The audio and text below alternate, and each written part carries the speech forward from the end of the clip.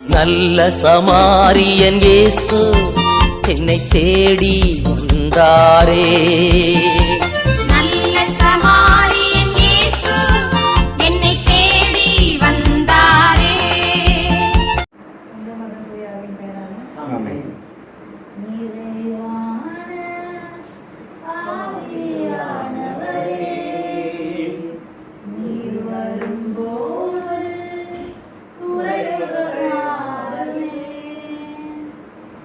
நிறைவான ஆவியானவரே, நீர் வரும்போது குறைவுகளாரமே. நீர் வந்தால் சூழ்நிலை மாறுமே, முடியாததும் சாத்தியமாகுமே. நீர் வந்தால் சூழ்நிலை மாறுமே, முடியாததும் சாத்தியமாகுமே. நீரே நீர் வாருமே, நீரே நீர் வேண்டுமே, நீரே நீர் போதுமே எங்கள் ஆவியானவரே. நீரே நீர் வாருமே, நீரே நீர் வேண்டுமே, நீரே நீர் போதுமே எங்கள் ஆவியானவரே. மனாந்தீரம் வயல்வெளியாகுமே, பாழானது பயிர்நிலமாகுமே. மனாந்தீரம் வயல்வெளியாகுமே, பாழானது பயிர்நிலமாகுமே. நீர் வந்தால் சூழ்நிலை மாறுமே, முடியாததும் சாத்தியமாகுமே. நீர் வந்தால் சூழ்நிலை மாறுமே, முடியாததும் சாத்தியமாகுமே. நீரே நீர் வாருமே, நீரே நீர் வேண்டுமே, நீரே நீர் போதுமே எங்கள் ஆவியானவரே. நீரே நீர் வாருமே, நீரே நீர் வேண்டுமே, நீரே நீர் போதுமே எங்கள் ஆவியானவரே. பலவீனம் பலனாய் மாறுமே, சுகவீனம் சுகமாய் மாறுமே. பலவீனம் பலனாய் மாறுமே, சுகவீனம் சுகமாய் மாறுமே. நீர் வந்தால் சூழ்நிலை மாறுமே, முடியாததும் சாத்தியமாகுமே. நீர் வந்தால் சூழ்நிலை மாறுமே, முடியாததும் சாத்தியமாகுமே. நீரே நீர் வாருமே, நீரே நீர் வேண்டுமே, நீரே நீர் போதுமே எங்கள் ஆவியானவரே. நீரே நீர் வாருமே, நீரே நீர் வேண்டுமே, நீரே நீர் போதுமே எங்கள் ஆவியானவரே.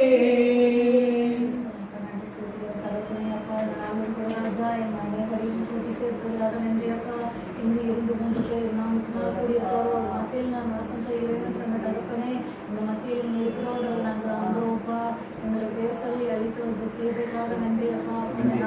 ராஜா வான்வெளியில சுற்றிட்டு இருக்க எல்லா பொல்லாத கிருபையும் நாமத்தால கட்டி போடுறோம்ப்பா. நீங்க தேர்ந்தெடுத்த அனைவரும் இந்த ஜெபத்துக்கு வந்து சேர உதவி செய்யுங்கப்பா. உங்க நாமத்தை கேட்க உதவி செய்யுங்கப்பா. அதன்படி புரிந்து நடக்க உதவி செய்யுங்க. வழி நடத்துங்க, பலப்படுத்துங்க. இயேசு இன்ப நாமத்தில் ஜெபித்து ஜெயம் எடுக்கிறோம். நல்லா பிதாவே. ஆமென். பாடல் 28.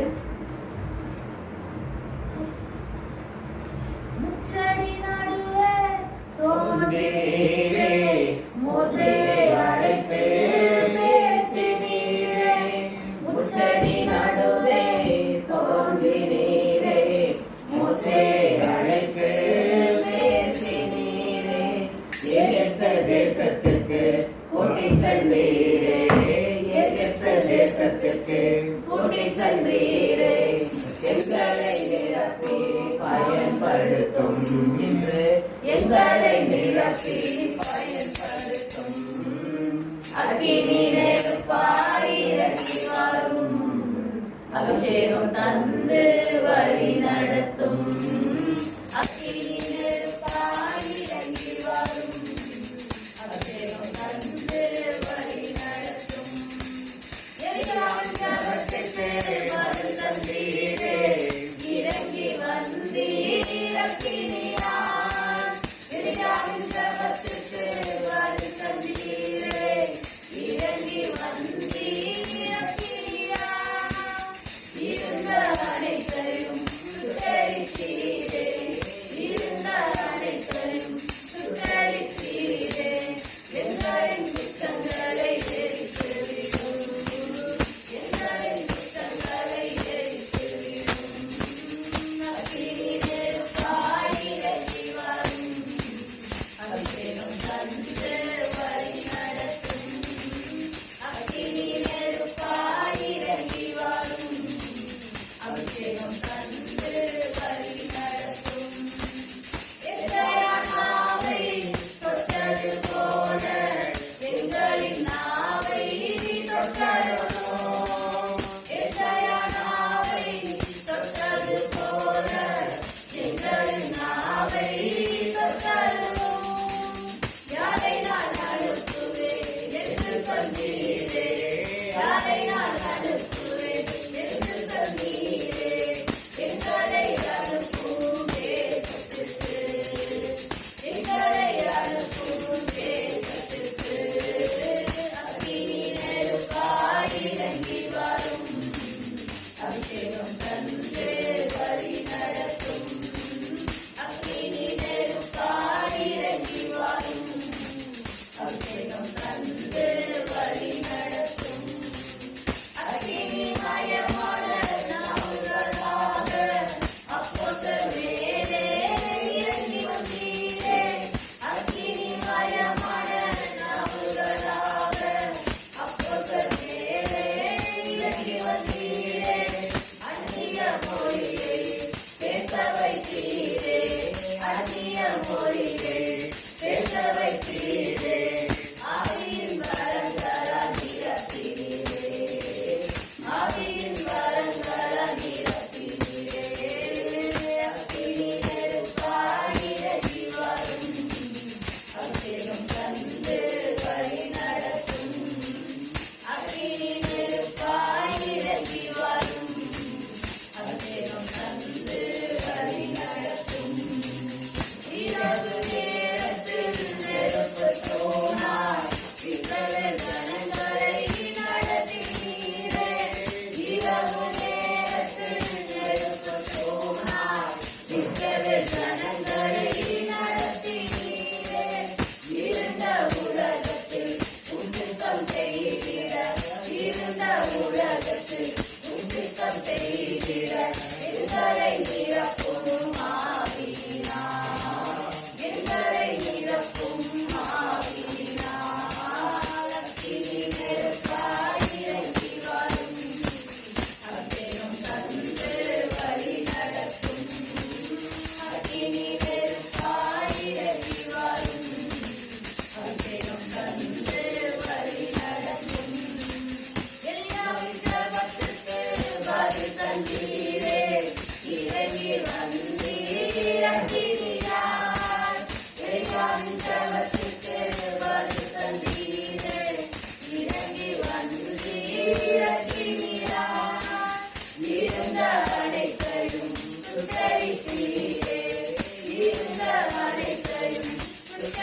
தீரே எங்களின் குற்றங்களை எரித்துவிடும் எங்களின் குற்றங்களை எரித்துவிடும் அக்கினி நெருப்பாய் இறங்கி வரும் அபிஷேகம் தந்து வழி நடத்தும் அக்கினி நெருப்பாய் இறங்கி வரும் அபிஷேகம் தந்து வழி நடத்தும் அக்கினிமயமான நாவுகளாக அப்போஸ்தலர் மேலே இறங்கி வந்தீரே அக்கினிமயமான நாவுகளாக அப்போஸ்தலர் மேலே இறங்கி வந்தீரே அந்நிய மொழியை பேச வைத்தீரே அந்நிய மொழியை பேச வைத்தீரே ஆவியின் வரங்களால் நிரப்பினீரே ஆவியின் வரங்களால் நிரப்பினீரே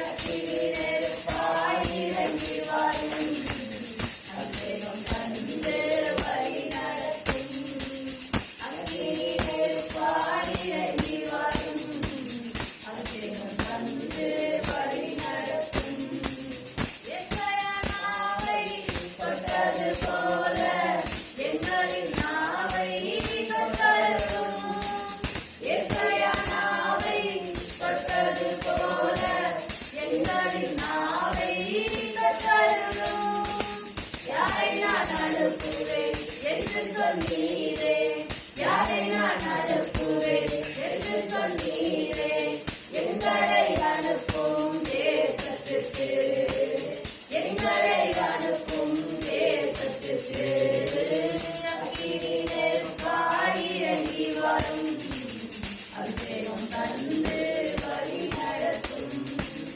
அக்கினி நெருப்பாய் இறங்கி வரும் அபிஷேகம் தந்து வழி நடத்தும் பெரிய பர்வதமே எம்மாத்திரம் செருபாலே முன்னே சமமாக்குவார் பெரிய பர்வதமே எம்மாத்திரம் செருபாலே முன்னே சமமாக்குவார் முத்திரை மோதிரமாய் தெரிந்து கொண்டாரே முத்திரை மோதிரமாய் தெரிந்து கொண்டாரே இயேசுவின் நாமத்தாலே ஜெயம் பெறுவோமே இயேசுவின் நாமத்தாலே ஜெயம் பெறுவோமே ஆபிரகாமின் தேவன் அவர் ஈசாக்கின் தேவன் யாக்கோபின் தேவன் அவர் நம்முடைய தேவன் ஆபிரகாமின் தேவன் அவர் ஈசாக்கின் தேவன் யாக்கோபின் தேவன் அவர் நம்முடைய தேவன் மலைகள் எல்லாம் வழிகளாக்குவார் நம் பாதையெல்லாம் செவ்வையாக்குவார் மலைகள் எல்லாம் வழிகளாக்குவார் நம் பாதையெல்லாம் செவ்வையாக்குவார்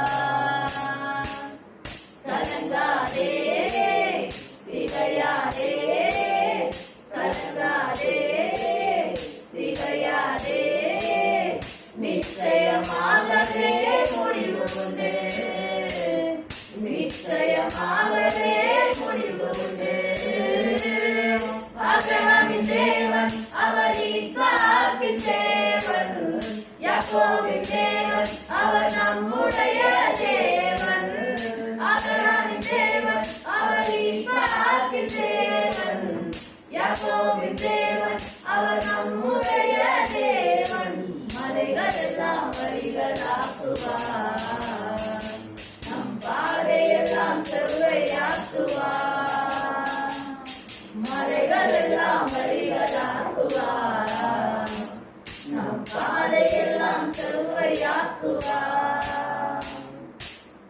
பூமி அனைத்திற்கும் ராஜாதிராஜன் உன்னதமானவரை புதியாய் உயர்த்திடுவோம் பூமி அனைத்திற்கும் ராஜாதிராஜன் உன்னதமானவரை துதியாய் உயர்த்திடுவோம் வெண்கல கதவையெல்லாம் உடைத்திடுவாரே வெண்கல கதவையெல்லாம் உடைத்திடுவாரே. இரும்பு தாழ்பாலை முறித்திடுவாரே. இரும்பு தாழ்பாலை முறித்திடுவாரே. ஆபிரகாமின் தேவன் அவர் ஈசாக்கின் தேவன். யாக்கோபின் தேவன் அவர் நம்முடைய தேவன். ஆபிரகாமின் தேவன் அவர் ஈசாக்கின் தேவன். யாக்கோபின் தேவன் அவர் நம்முடைய தேவன். மலைகள் எல்லாம் வழிகளாக்குவார். நம் பாதையெல்லாம் செவ்வையாக்குவார். மலைகள் எல்லாம் வழிகளாக்குவார். நம் பாதையெல்லாம் செவ்வையாக்குவார். தடைகளை உடைப்பவர் நம் முன்னே போவார். ஓசானா ஜெயம் என்று ஆர்ப்பரிப்போமே. தடைகளை உடைப்பவர் நம் முன்னே போவார். ஓசானா ஜெயம் என்று ஆர்ப்பரிப்போமே. வில்லை உடைத்திடுவார், ஈட்டியை முறித்திடுவார். வில்லை உடைத்திடுவார், ஈட்டியை முறித்திடுவார். ரதங்களை அக்கினியால் சுட்டெரிப்பாரே. ரதங்களை அக்கினியால் சுட்டெரிப்பாரே. ஆபிரகாமின் தேவன் அவர் ஈசாக்கின் தேவன். யாக்கோபின் தேவன் அவர் நம்முடைய தேவன். ஆபிரகாமின் தேவன் அவர் ஈசாக்கின் தேவன். யாக்கோபின் தேவன் அவர் நம்முடைய தேவன். மலைகள் எல்லாம் வழிகளாக்குவார். நம் பாதையெல்லாம் செவ்வையாக்குவார். மலைகள் எல்லாம் வழிகளாக்குவார். நம் பாதையெல்லாம் செவ்வையாக்குவார். கலங்காதே, திகையாதே. கலங்காதே, திகையாதே. நிச்சயமாகவே முடிவு உண்டு. நிச்சயமாகவே முடிவு உண்டு. ஆபிரகாமின் தேவன் அவர் ஈசாக்கின் தேவன். யாக்கோபின் தேவன் அவர் நம்முடைய தேவன். ஆபிரகாமின் தேவன் அவர் ஈசாக்கின் தேவன். யாக்கோபின் தேவன் அவர் நம்முடைய தேவன். மலைகள் எல்லாம் வழிகளாக்குவார். நம் பாதையெல்லாம் செவ்வையாக்குவார். மலைகள் எல்லாம் வழிகளாக்குவார். நம் பாதையெல்லாம் செவ்வையாக்குவார். பூமி அனைத்திற்கும் ராஜாதிராஜன். உன்னதமானவரை துதியாலே உயர்த்திடுவோம். பூமி அனைத்திற்கும் ராஜாதிராஜன். உன்னதமானவரை துதியாலே உயர்த்திடுவோம். வெறிகளை கதவையெல்லாம் உடைத்திடுவாரே.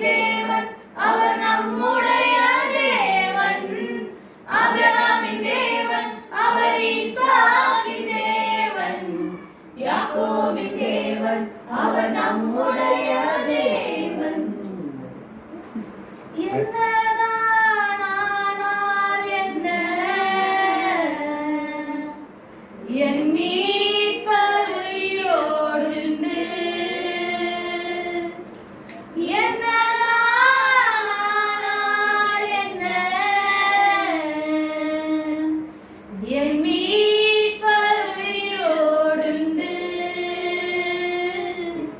தொடர்ந்து பயணம் செய்வேன், என் துணையாளர் முன் செல்கிறார். 83. தொடர்ந்து பயணம் செய்வேன், என் துணையாளர் முன் செல்கிறார்.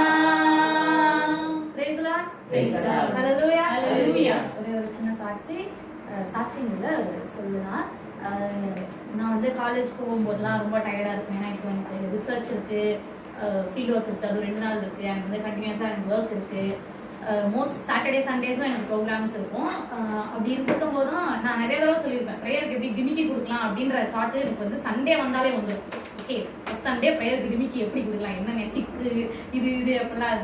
ஆனால் வந்து இன்னைக்கு வந்து காலையில் அப்படி தோணும் போதே எங்கள் அம்மா சர்ச்சுக்கு போகலாமா அப்படியே ஆரம்பிச்சிட்டாங்க காலையிலே. ஓகே இன்னைக்கு அப்போ வந்து நான் வந்து சொன்னேன், நான் வந்து நம்ம சர்ச்சுக்கு போக மாட்டேன், எனக்கு இந்த சர்ச்சுக்கு போகிறதுக்கே இஷ்டமே இல்லை, ஏன்னா அங்கே ப்ரீச் பண்ணுறது எனக்கு பிடிக்கல. சரி நான் சொன்னேன், நீங்கள் வர நான் சாப்பிடல உட்காடுறேன் அப்படின்னு. சரி ஓகேன்னு சொல்லி கூட்டிகிட்டு போனாங்க. நம்ம சர்ச்சில் 11 மணி மாசம் பெரம்பூர் சர்ச்சுக்கு போனோம். பெரம்பூர் சர்ச்சுக்கு போனால் உள்ளதான் உட்காரணும், எங்கே சாப்பிட்றது உள்ள உட்காரு. நான் உட்காந்துருக்க மாதிரி யோசிச்சேன், நான் சாப்பிளுக்கு போயிட்டு 1 மணி நேரம் பைபிள் படிச்சுட்டு வந்துருப்பேன், ஏன் என்னை வந்து நீ பைபிள் படிக்க உள்ளாடு. அப்புறம் தான் நான் யோசிச்சேன், நான் வந்து கிளம்பும் போதே பேக், ஒரு குட்டி பேக்ல ஃபோனு ஸ்நாக்ஸ் எல்லாம் எடுத்து வச்சிருந்தேன். எதுக்கு போயிட்டு அங்கே அம்மா உள்ள சர்ச்சில் இருக்கும்போது வெளியே டிமிக்கி கொடுக்கலாம். கடவுள் அதை கண்டுபிடிச்சி எங்க சர்ச்சில் மாசு வைக்காம வந்து என்னை பெரம்பூர் சர்ச்சுக்கு அனுப்பி விட்டு அங்கே உள்ள உட்கார வச்சிட்டேன்.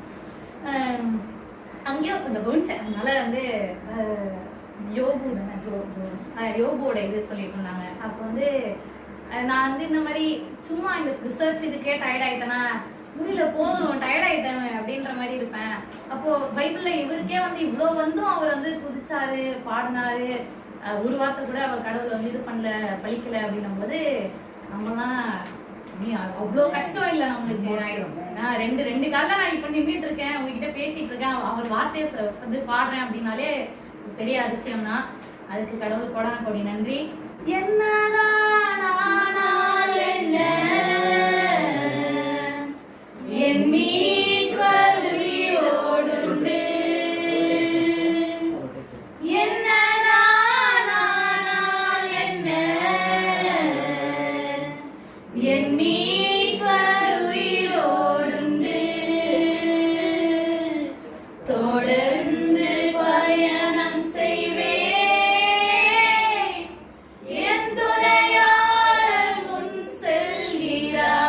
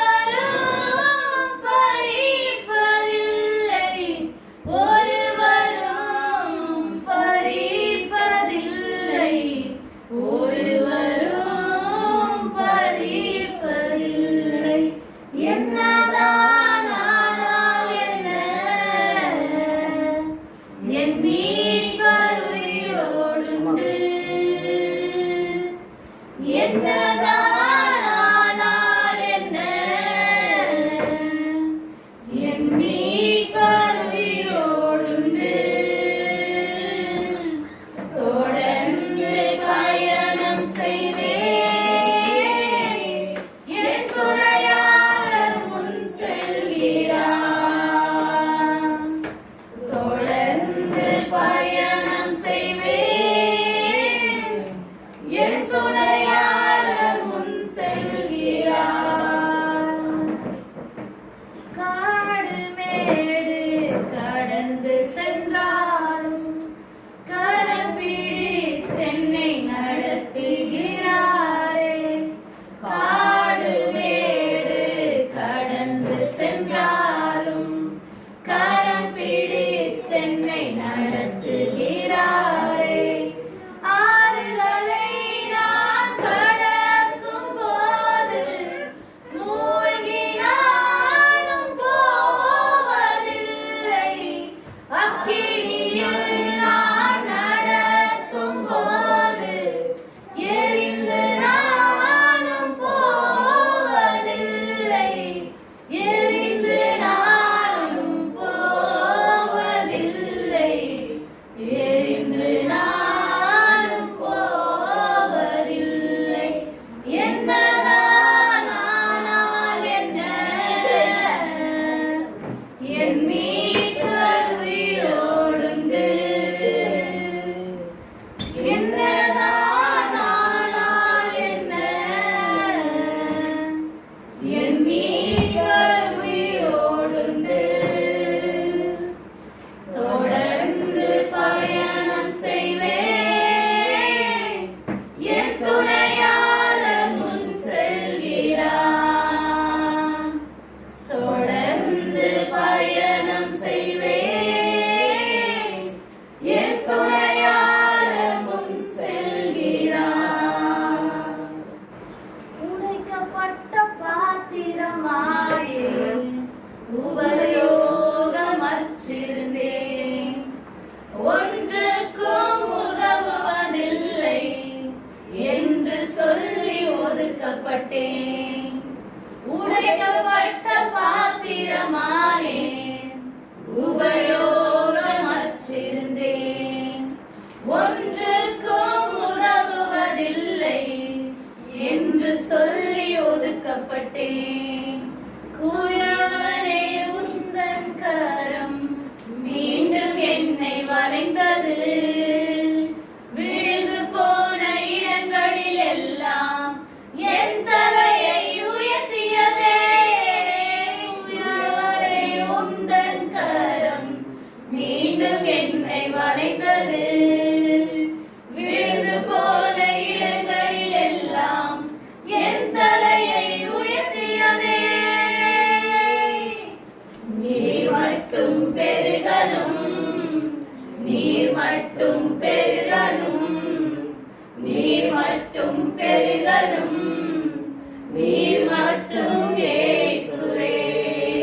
நீர் மட்டும் பெருகணும், நீர் மட்டும் பெருகணும், நீர் மட்டும் பெருகணும், நீர் மட்டும் இயேசுவே. எல்லாமே முடிந்தது என்று என்னை பார்த்து இகழ்ந்தனர். இனி என்றும் எழும்புவதில்லை என்று சொல்லி நகைத்தனர். எல்லாமே முடிந்தது என்று என்னை பார்த்து இகழ்ந்தனர். இனி என்றும் எழும்புவதில்லை என்று சொல்லி நகைத்தனர். குயவனே உந்தன் கரம் மீண்டும் என்னை வளைந்தது. விழுந்து போன இடங்களில் எல்லாம் என் தலையை உயர்த்தியதே. குயவனே உந்தன் கரம் மீண்டும் என்னை வளைந்தது. விழுந்து போன இடங்களில் எல்லாம் என் தலையை உயர்த்தியதே. நீர் மட்டும் பெருகணும், நீர் மட்டும் பெருகணும், நீர் மட்டும் பெருகணும், நீர் மட்டும் இயேசுவே. நீர் மட்டும் பெருகணும், நீர் மட்டும் பெருகணும், நீர் மட்டும் பெருகணும், நீர் மட்டும்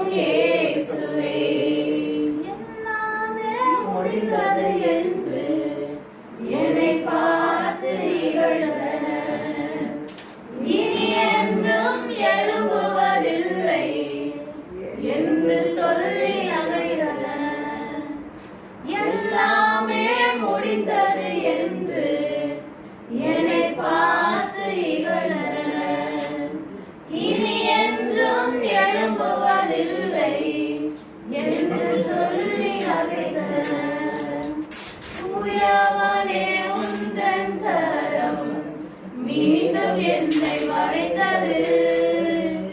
விழுந்து போன இடங்களில் எல்லாம் என் தலையை உயர்த்தியதே. உயர்வரே உந்தன் கரம் மீண்டும் என்னை வளைத்தது. விழுந்து போன இடங்களில் எல்லாம் என் தலையை உயர்த்தியதே. நீர் மட்டும் பெருகணும், நீர் மட்டும் பெருகணும், நீர் மட்டும் பெருகணும், நீர் மட்டும் இயேசுவே. நீர் மட்டும் பெருகணும், நீர் மட்டும் பெருகணும், நீர் மட்டும் பெருகணும், நீர் மட்டும் இயேசுவே.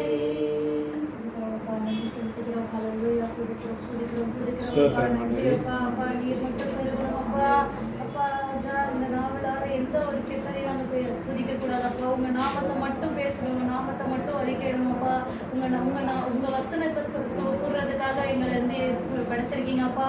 அந்த வேலையை மட்டும் நாங்க செய்யணுமாப்பா. இந்த உலகத்துக்கு அடிமையிடக்கூடாதப்பா. உங்களுக்கான ஒரு சேவகனா ஒரு சேவகியை என்னை மாத்துங்கப்பா. அப்பா உங்களோட பிள்ளைகளாக எங்களை மாத்துங்கப்பா. துதிக்கிறோம் துதிக்கிறோம் துதிக்கிறோம் துதிக்கிறோம் அப்பா. நன்றி செலுத்துகிறோம். நன்றி நன்றி நன்றி அப்பா. நன்றி தகப்பனே. சுகமா நன்றி அப்பா. நன்றி தகப்பனே. அப்பா உங்க ரத்தத்தால என்ன கழுவினீங்க, அதற்காக நன்றி அப்பா. அப்போ உங்க கண்ணின் மணி போல என்ன பாதுகாக்க ஒரு கிருபைக்காக நன்றி அப்பா. அப்பா இத்தனை பேர் வந்திருக்கோம் அப்பா. இங்க நிறைய பேர் இன்னும் வரலப்பா. இங்க தேர்ந்தெடுத்து எங்களை அழைத்து வந்த கிருபைக்காக நன்றி அப்பா. நேற்று உயிரோட இருந்தவங்க இன்னைக்கு இல்லப்பா. கிருபையால நாங்க இந்த ஜீவத்தோட இருக்கோம் அப்பா. அதற்காக நன்றி அப்பா. ஆஸ்திரம் வச்சு பலப்படுத்துறீங்க, அதற்காக நன்றி அப்பா. எந்த ஒரு நோய் நொடி கவலை கண்ணீர் எதுவும் இல்லாம எங்களை பாதுகாத்து வரீங்க, அதற்காக நன்றி அப்பா. அப்பா நன்றி நன்றி நன்றி நன்றி. எங்கள் குடும்பத்தை பாதுகாக்கிறீங்க, அதற்காக நன்றி அப்பா. உங்கள் சுத்தீர்த்தவங்களை பாதுகாக்கிறீங்க, அதற்காக நன்றி அப்பா. எங்க உடலை பாதுகாக்கிறீங்க, அதற்காக நன்றி அப்பா. எங்க வார்த்தையை பாதுகாக்கிறீங்க, அதற்காக நன்றி அப்பா. எங்க தூய்மைப்படுத்துங்க, பலப்படுத்துங்க அப்பா. நன்றி செலுத்துகிறோம். நன்றி நன்றி நன்றி நன்றி அப்பா. கை தட்டிலாம் பாடுவோமா? இல்ல நம்ம கை தட்டலாம்.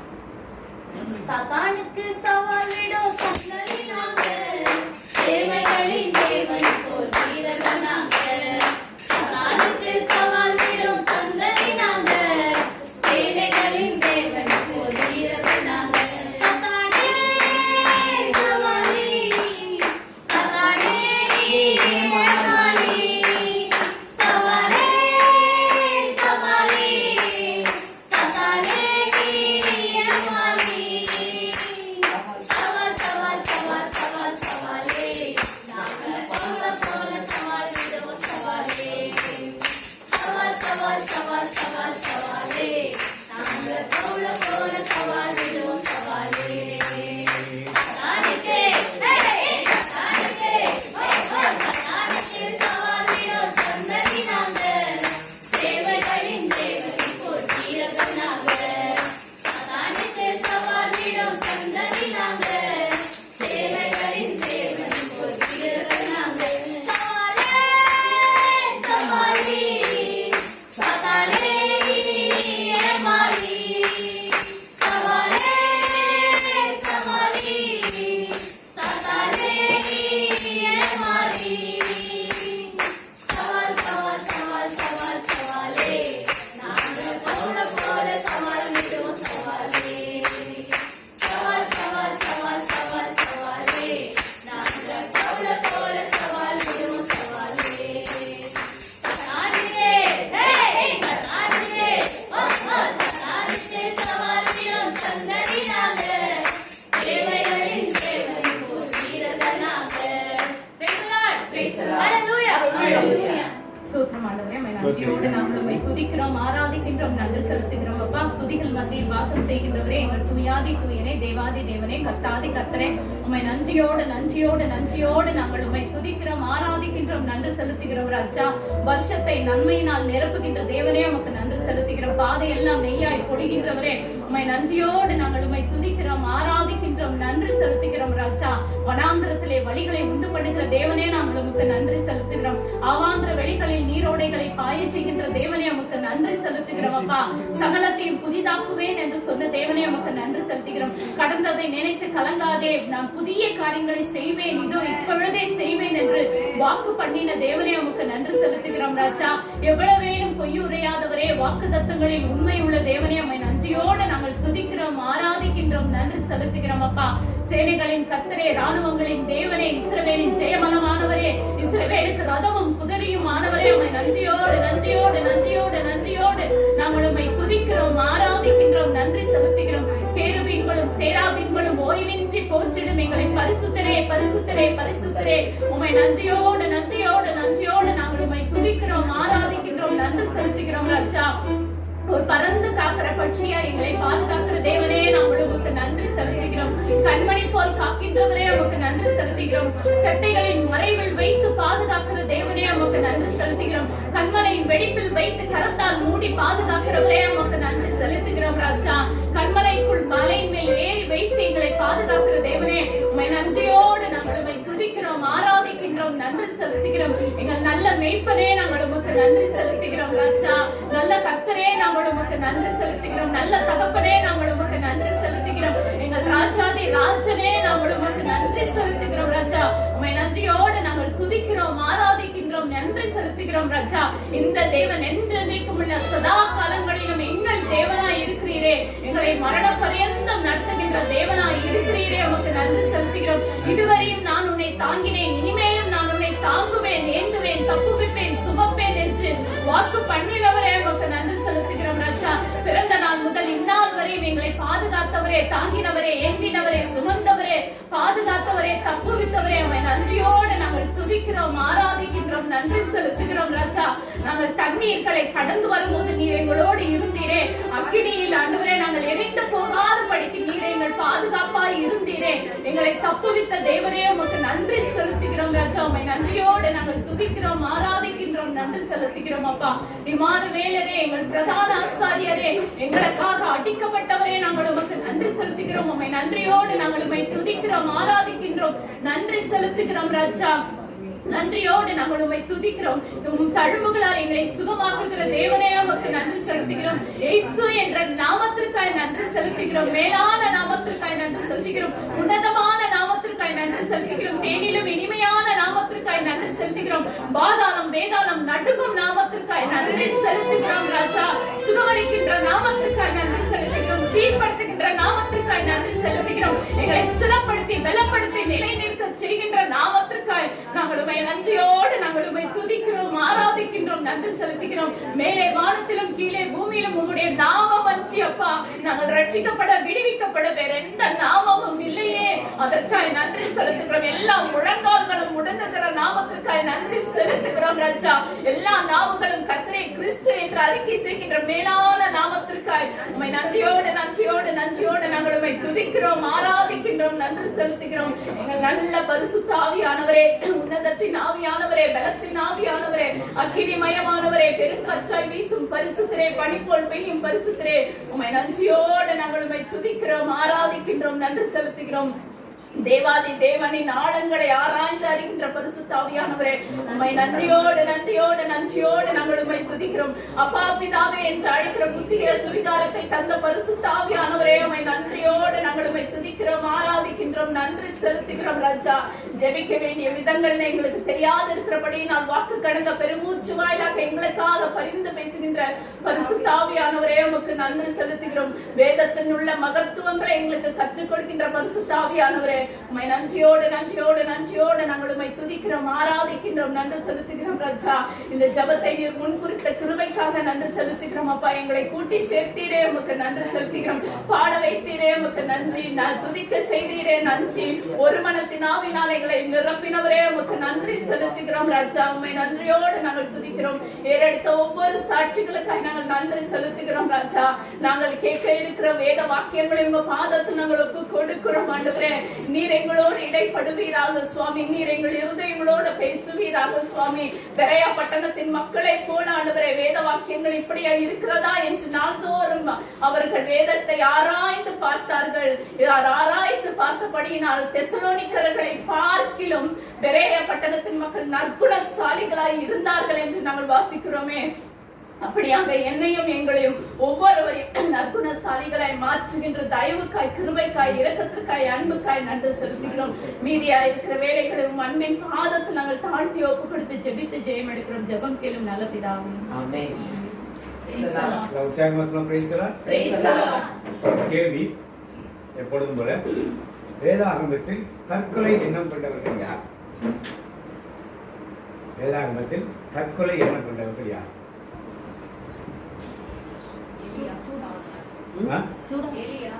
எலியா. ஆத்மாவை எடுத்துக்கொள்ளும் தற்கொலை கட்டம் பண்ணவர். தற்கொலை கட்டம் பண்ணவன யார்? யூதாஸ். அப்புறம் யூதாஸ். வாசிக்கு மத்தேயு நற்செய்தி 27ஆம் அதிகாரம் 3-4 வாசிக்கு. யூதாஸ் தற்கொலை பண்ணி செத்தே போயிட்டாங்க. 7 3-4 சீக்கிரம் வாசிங்க. அப்பொழுது அவரை காட்டிக் கொடுத்த யூதாஸ் அவர் மரணாக்கினைக்கு உள்ளாக தீர்க்கப்பட்டதை கண்டு மனஸ்தாபப்பட்டு அந்த 30 வெள்ளிக்காசை பிரதான ஆசாரியரிடத்திற்கும் மூப்பரிடத்திற்கும் திரும்ப கொண்டு வந்து, குற்றமில்லாத இரத்தத்தை நான் காட்டிக் கொடுத்ததனால் பாவம் செய்தேன் என்றான். அதற்கு அவர்கள், எங்களுக்கு என்ன, அது உன் பாடு என்றார்கள். அப்பொழுது அவன் அந்த வெள்ளிக்காசை தேவாலயத்திலே எரிந்துவிட்டு புறப்பட்டு போய் 4 கொண்டு செத்தான். 4 கொண்டு என்ன பண்ணா? அப்புறம் வேற யாரு? பைபிள் படிக்கிறவங்க நிறைய பேர் இருக்கீங்க. 1 சாமுவேல் 31 4, 5, 6 வசனங்கள் வாசிப்போம். 1 சாமுவேல் 31ஆம் அதிகாரம் 4, 5, 6 வசனத்திட்ட 1 சாமுவேல் முன்னால தெரிவிக்கிறீங்க. 1 சாமுவேல் 31ஆம் அதிகாரம் 4, 383. அப்பொழுது சவுல் தன் படைகளின் தாங்குவோரை நோக்கி, இந்த விருத்த சேதனமற்றோர் என்னை குத்திக் கொண்டு எனக்கு அவமானத்தை மன்னிக்க வேண்டும், நீ உன் வாளை உருவி என்னை குத்திக் கொண்டு விடு என்றார். ஆனால் அவருடைய படைகளின் தாங்குவோர் மிகவும் அஞ்சியதால் அவன் அதற்கு இசையவில்லை. ஆதலால் சவுல் தன் வாளை எடுத்து தாமே அதன் மீது விழுந்து மடிந்தார். என்ன பண்ணா? சவுல் இறந்து விட்டதை கண்ட அவருடைய படைக்கலன் தாங்குவோரும் தன் வாழ் மீது விழுந்து அவரோடு மடிந்தார். ஆயுதந்தாரியும் படைக்கலன் தாங்குவோர் அவரோடு சேர்ந்து இவர்கள்லாம் தற்கொலை போனார். இன்னொரு ஆளை பார்த்துருவோம். 2 சாமுவேல் 17:23. 2 சாமுவேல் 17:23.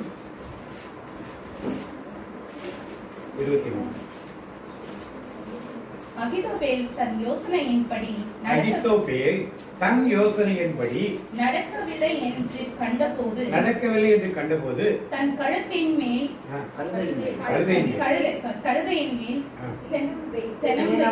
சேணம் வைத்து ஏறி தன் ஊழியக்காரி ஊரில் இருக்கின்ற தன் வீட்டிற்கு போய் தன் வீட்டுக்காரிகளையும் ஒழுங்குபடுத்தி 4 கொண்டு செத்தான். 4 கொண்டு யார்? இந்த அகித்தோப்பேல் அகித்தோப்பேல் ஒரு வார்த்தை சொன்னார். யார் சொன்ன மாதிரி? கடவுள் சொன்ன மாதிரி. அப்படித்தான் தாவீது கடைசியா அவன் அப்சலோம் கூட போய் சேர்ந்துட்டான். அப்சலோமுக்கு ஒரு நல்ல ஆலோசனை கொடுக்கிறான். அவன் அப்சலோம் வாலிபர்கிட்ட ஆலோசனை கேட்கிறான். கேட்டா அப்சலோம் ஆலோசனை ஏற்றுக்கொள்ளவில்லை. அதை யாரால பொறுத்துக்க முடியல? அகித்தோப்பேல் பொறுத்துக்கொள்ள முடியாம வீட்டுக்கு போய் வீட்டுக்காரெல்லாம் ஒழுங்குபடுத்திட்டு 4 கொண்டு செத்தான். ஏன் இவர்களெல்லாம் இது மாதிரி செத்தாங்க? யூதாஸா இருக்கட்டும், அகித்தோப்பேலா இருக்கட்டும், சவுலா இருக்கட்டும், அவருடைய ஆயுதந்தாரியா இருக்கட்டும், ஏன் இந்த தற்கொலை எண்ணம் ஒரு இடத்துல வந்தது?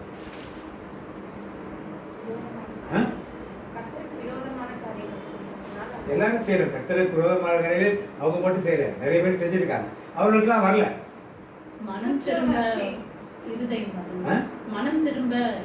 எலியாவுக்கு கூட அப்படி ஒரு எண்ணம் இருந்து செத்தால் நல்லது ஒரு எண்ணங்கள் இருந்தது.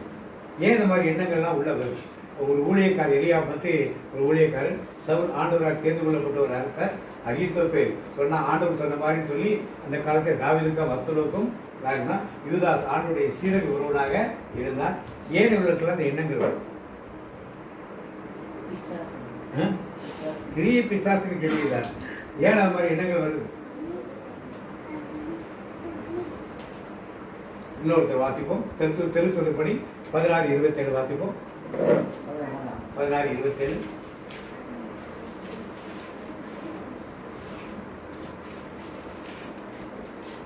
அப்போஸ்தலர்படி 16:27. சிறைச்சாலை காலம் நித்திரை தெளிந்து சிறைச்சாலையின் கதவுகள் திறந்திருக்கிறதை கண்டு கட்டுண்டவர்கள் ஓடி போனார்கள் என்று எண்ணி பட்டயத்தை உருவி தன்னை கொலை செய்து கொள்ள போனார். பட்டயத்தை உருவி தன்னை கொலை செய்து கொள்ள போனார். ஆனா அவன் கொலை செய்யப்பட்டானா?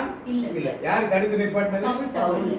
அது மாதிரி இந்த மற்றவர்களுக்கு தடுத்து நிப்பாட்டுவதற்கு யாரெல்லாம் போயிட்டாங்க? சவுல் கேட்டப்ப உடனே ஆண்டவர் வெளியே காட்டுவார், இதெல்லாம் செய்ய வேண்டாம் ஒரு ஆலோசனை கொடுத்திருந்தார். 2 பேருமே செத்து போயிருக்க மாட்டார். அகித்தோப்பேல் ஆண்டவர்கிட்ட ஒரு வார்த்தை கேட்டிருந்தா அவனுக்கு அவமானமா போச்சு. என்ன நினைச்சிருந்தான்? தன்னாலத்தை எல்லாம் முடிவு நினைச்சுதான் ஆண்டவர் வழிகாட்டுறது நினைக்கல. இல்ல அவனுக்கு கூட இருந்தவங்க, வீட்டுல இருந்தவங்க, இல்ல அவன் திருப்பி தாவீதை வந்திருந்தா கூட ஆலோசனைக்கு அவர்கள் போய் தற்கொலை செய்திருக்க போறது கிடையாது. யூதாஸ் கூட ஆண்டவருக்கு திருப்பி வந்து மன்னிப்பு கேட்டிருந்தா தற்கொலைக்கு போய் தேவை இல்லை. அந்த கிறிஸ்துவின் அன்பை பற்றி, கடவுளின் அன்பை பற்றி முழுமையாக அறியாத ஒரு காரணத்தினாலதான் இந்த எண்ணங்கள் என்ன பண்ணுது? மேற்கொள்ள வருது. இவனுக்கு இந்த சிறைச்சாலைக்காரனுக்கு கிறிஸ்துவின் அன்பை பற்றி யார் சொல்லிட்டா? உடனே பவுல் சொல்லிட்டார். சொன்ன உடனே என்னத்தை என்ன பண்ணா? குடும்பத்தாரோடு வந்து இவருக்கு உதவி செய்து பணிவிடை செய்து குடும்பத்தாரோடு அந்த ராத்திரியில் என்ன வேண்டாம் உடனே ஞானஸ்தானம் எடுத்து ஆரம்பிச்சிட்டோம். அதனால நாம் நம்முடைய சமுதாயத்தில் இந்த மாதிரி பல பேர் எண்ணங்களோடு இருப்பார் என்று அறிந்தால் அவருக்கு கிறிஸ்துவை பற்றிய செய்தியை நாம் அறிவித்தோமானால் கண்டிப்பாக அவர் இந்த மாதிரி ஒரு முடிவுக்கு கண்டிப்பா வரவே மாட்டார். ஏனாவதான நாம் இருந்த ஒருத்தர் மட்டும் மாதிரி ஒரு கஷ்டமா இருக்குன்னு சொன்னா ஆண்டு வார்த்தைகளை சொல்லி அவரை நாம் திடப்படுத்த தவறிவிட்டோம் என்றால் ஒரு காலகட்டத்தில் இந்த மாதிரி முடிவுகளுக்கு வந்து விடுவார். அப்புறமா போயிட்டு ஐயோ நான் என்கிட்ட வந்து பேசுறப்ப நான் செஞ்சுக்கலாமா வச்சிருக்காம நினைச்சோம்னா அது காலம் காண்பதாக இருக்கும். முடிஞ்சிச்சு. இன்னைக்கு அந்த சப்ஜெக்ட்ல இன்னைக்கு சப்ஜெக்ட் என்பது தேவன் பாவிகளின் ஓமைகள் வழியாக என்ன கற்றுக் கொடுக்கிறார். ஆண்டவராகிய இயேசு கிறிஸ்து ஓமைகளால் பேச ஆரம்பிக்கிறார். நிறைய ஓமைகள் 36 ஓமைகள் இருப்பதாக வேத வல்லுநர் சொல்றார். சில பேர் 70, 72 சொல்றாங்க. சிலது உருவகமாக இருக்குது, சிலது ஓமைகளாக இருக்குது. தமிழ் பைபிள் எல்லாம் ஓமை தான் கொடுக்கப்பட்டது. மெட்டபர் என்பது வேறு, பேரபிள் என்பது வேறு, உருவகம் என்பது வேறு, ஓமை என்பது வேறு. உருவகம்னா என்னன்னா ஒரு இடத்தை சொல்லி இருக்கிற ஒரு காரியத்தை சொல்லி அதன் வழியாக சொல்லுவது சத்தியம். ஓமை என்றால் ஒரு கதையை சொல்லி ஒரு நீதியை சொல்லி அதனுடைய நாம் புரிந்து கொள்ள வேண்டிய காரியம். மலைமேல் இருக்கிற பட்டணம் ஒரு மறைவா இருக்காது, இது ஒரு உருவகம். ஆனால் விதைக்கிறவனுடையது ஒரு ஓமை. விதைக்கிறவனை பத்தி அவங்க பேசல. யாரை பத்தி பேசுறாரு? கேட்பவனை பத்தி பேசுறாரு. யார் காது உள்ளவன் இப்படி ஓமையாக நிறைய 70 ஓமைகள் நீங்க வச்சுக்கலாம்.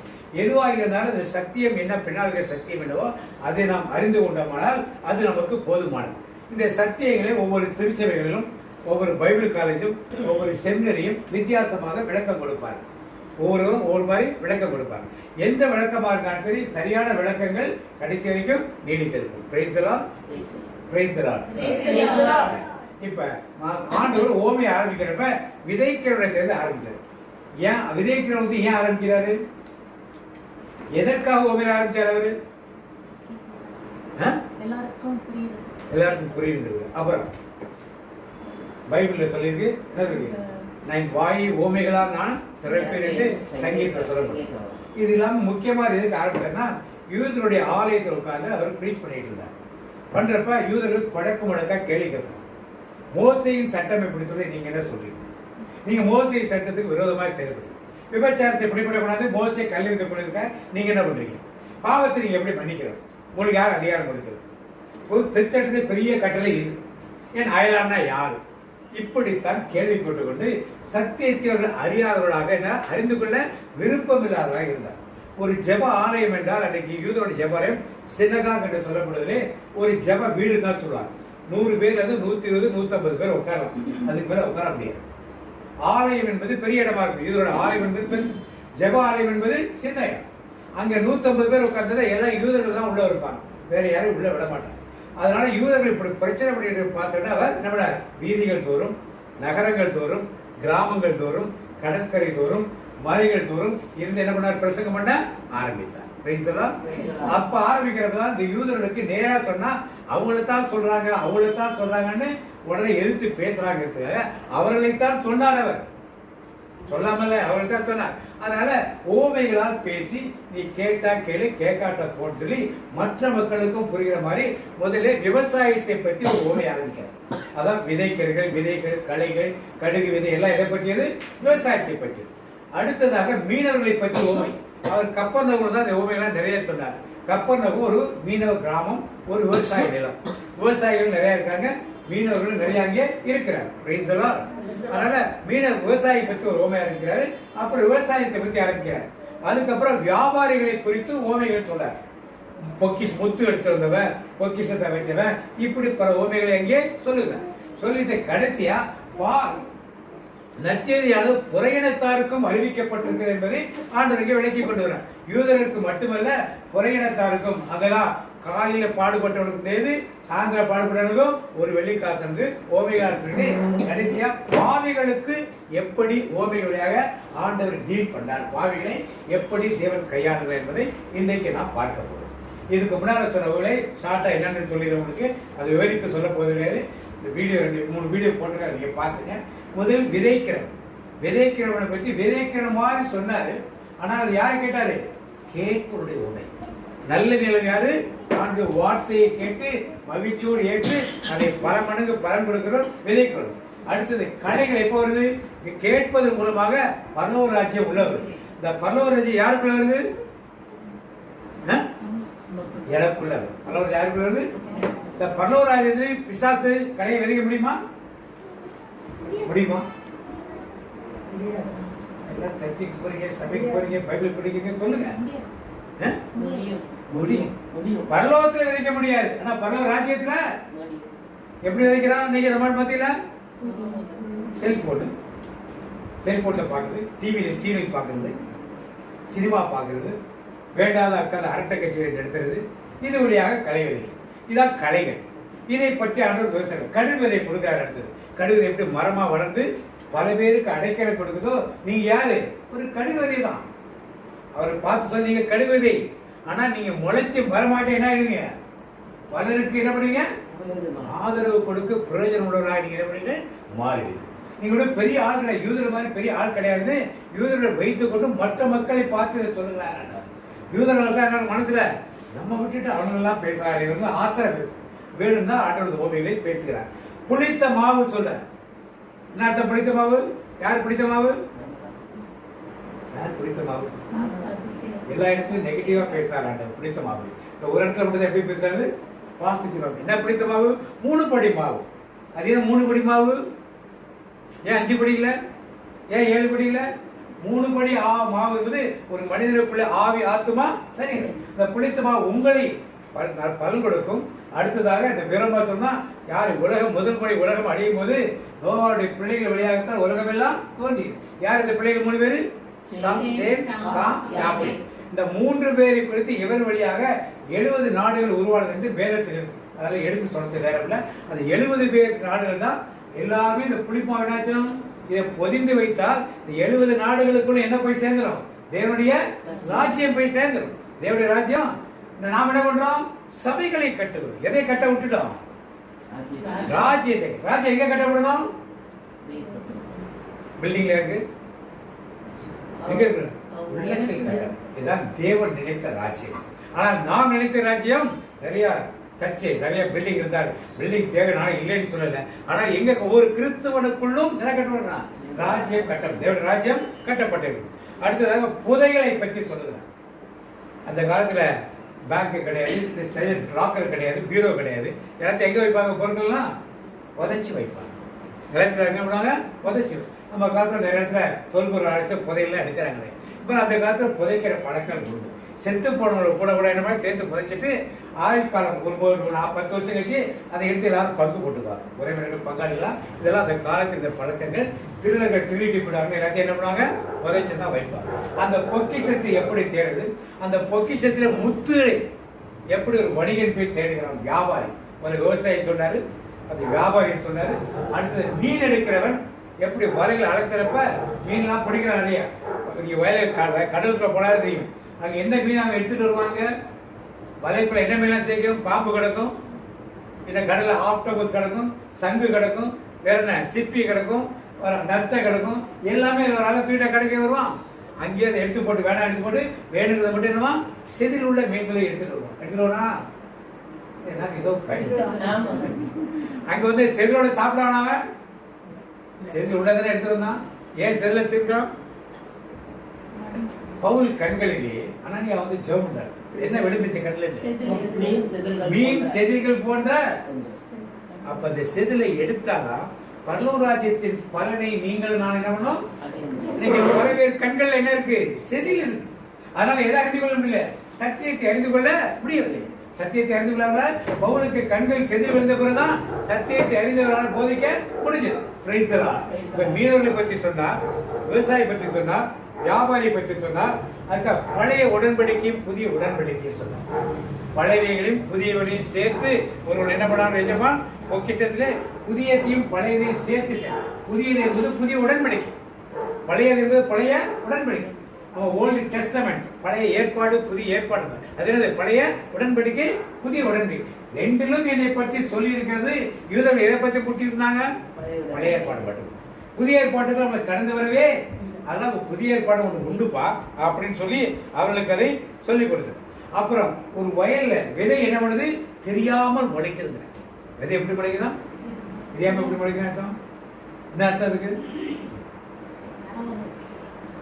விதையை நாம தான் விதைச்சிருக்கோம். விதை முளை விட்டு வெளியே வருது, கண்ணுக்கே தெரியாம காலமா பார்த்தா சரியாகுது. அது முளை விட்டது நமக்கு தெரியவே. என்ன சொல்றாரு? உங்களுக்குள்ளே ஒரு புது உடன்படிக்கை வருது, அது உங்களுக்கு தெரியாமலே உங்களுக்குள்ளே. இன்னைக்கு நமக்கு புதிய உடன்படிக்கை தெரியவே. என்ன தெரியல? புதிய உடன்படிக்கை புது கட்டளை என்னது? புதிய கட்டளை என்னது? ஆண்டவர் கொடுத்த புதிய கட்டளை என்னது? அது பழைய கட்டளை.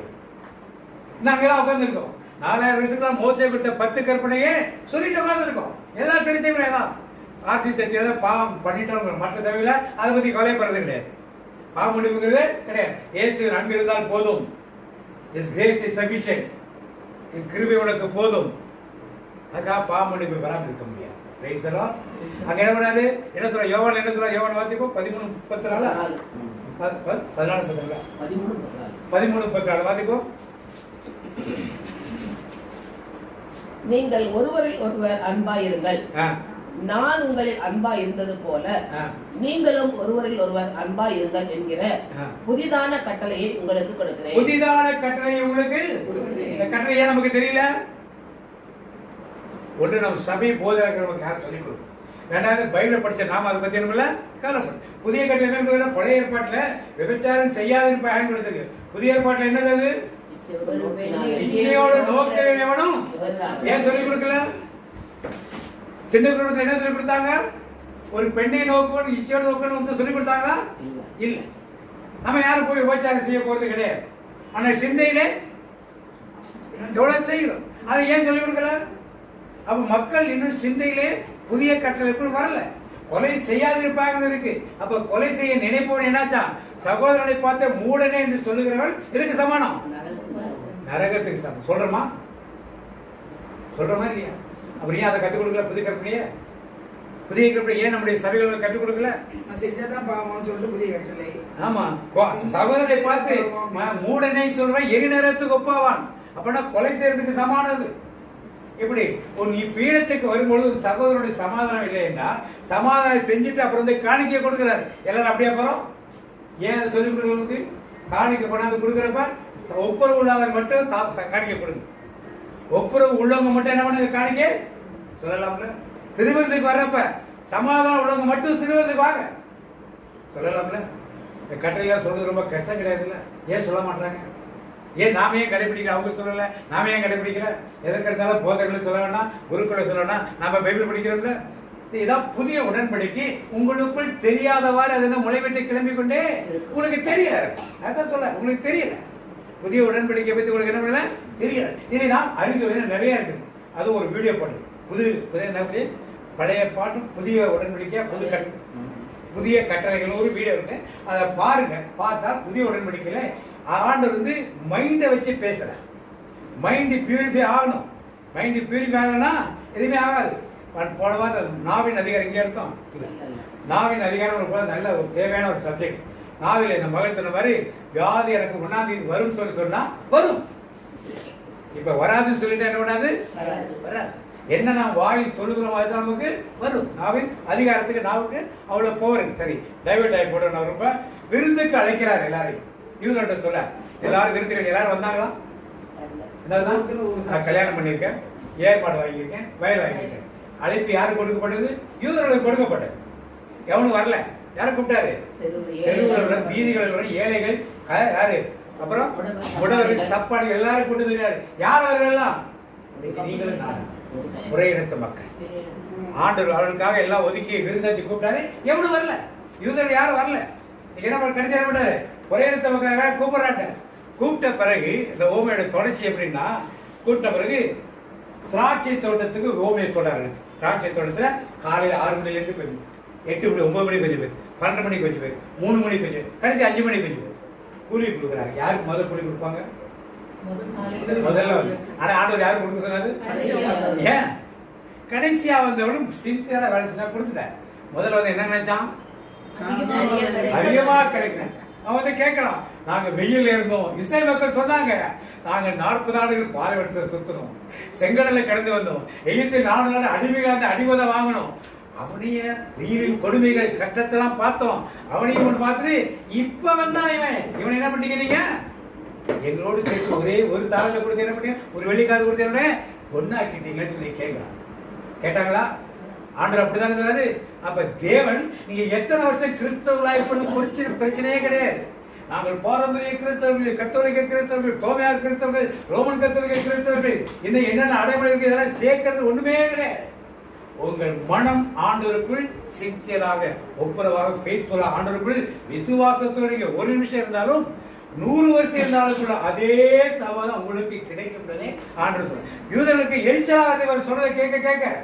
ஏன்னா புறையெடுத்த பக்கம் இன்னைக்கு வந்தவங்களாம் இப்படி பண்றாரு.